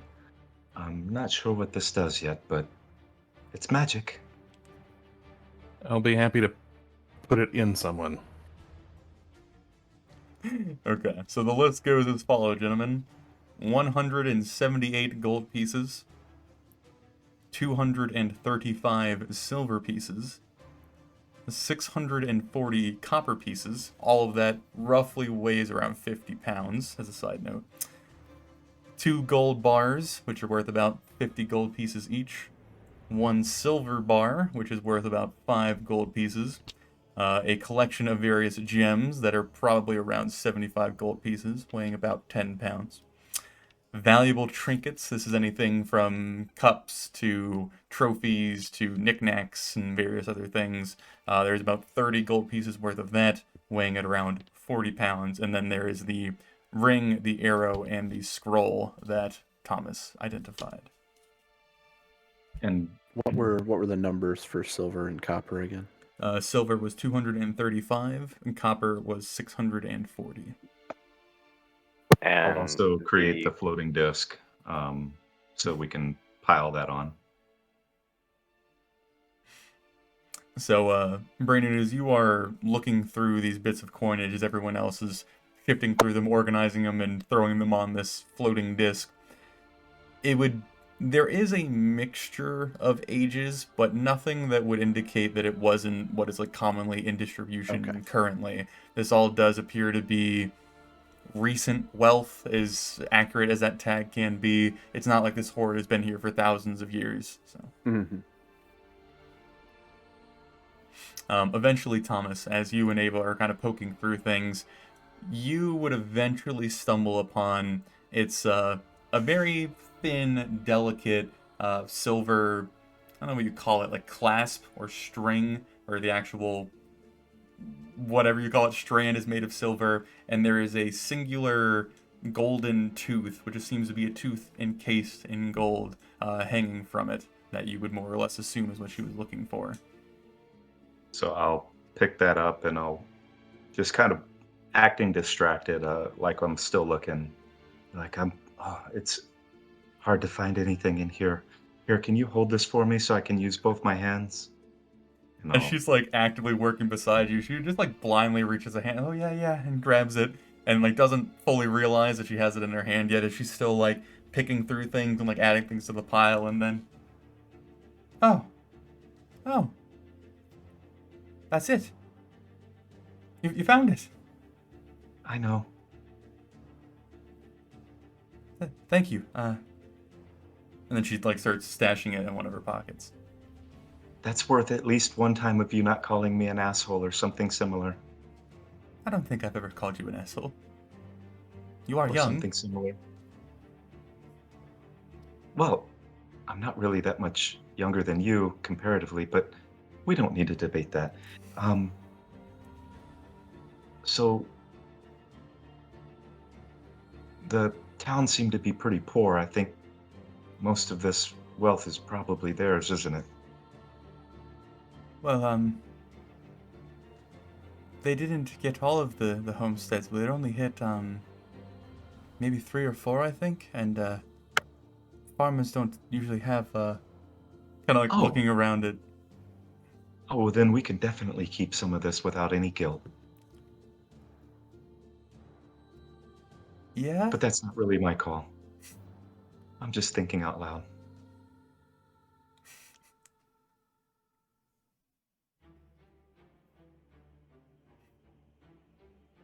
Well, what are you doing, gentlemen? Sven is just like picking up individual gold pieces as he's, helping load and like Putting them in his "Yes, scales. a new bottle of wine and a second set of robes. Ugh." Well, I guess it is safe to assume that you all are ladening yourself with goods and then making your way out of the cavern. Yeah, we should. I'm assuming we should be able to fit everything on the desk with the weights you gave. Yeah, I think that's reasonable. It will be, I guess, somewhat slow going if I'm going to stop and recast that whenever applicable, but yeah. Yeah, once an Raynune hour also we take has a. about 130 pounds of encumbrance that he can handle, so... You do have a Drake head, which, don't quite know what weight I would put on that. I like to think that we put the Drake head on first, and we stuff a lot of the gold in its mouth. It's like, give me a hog head of gold, but it's a Drake head of gold. But, alright, well I think it is very fitting that, however means you guys go about it, you collect the now neglected hoard of this fallen foe, and make your way back up to the surface, and we will end the session there.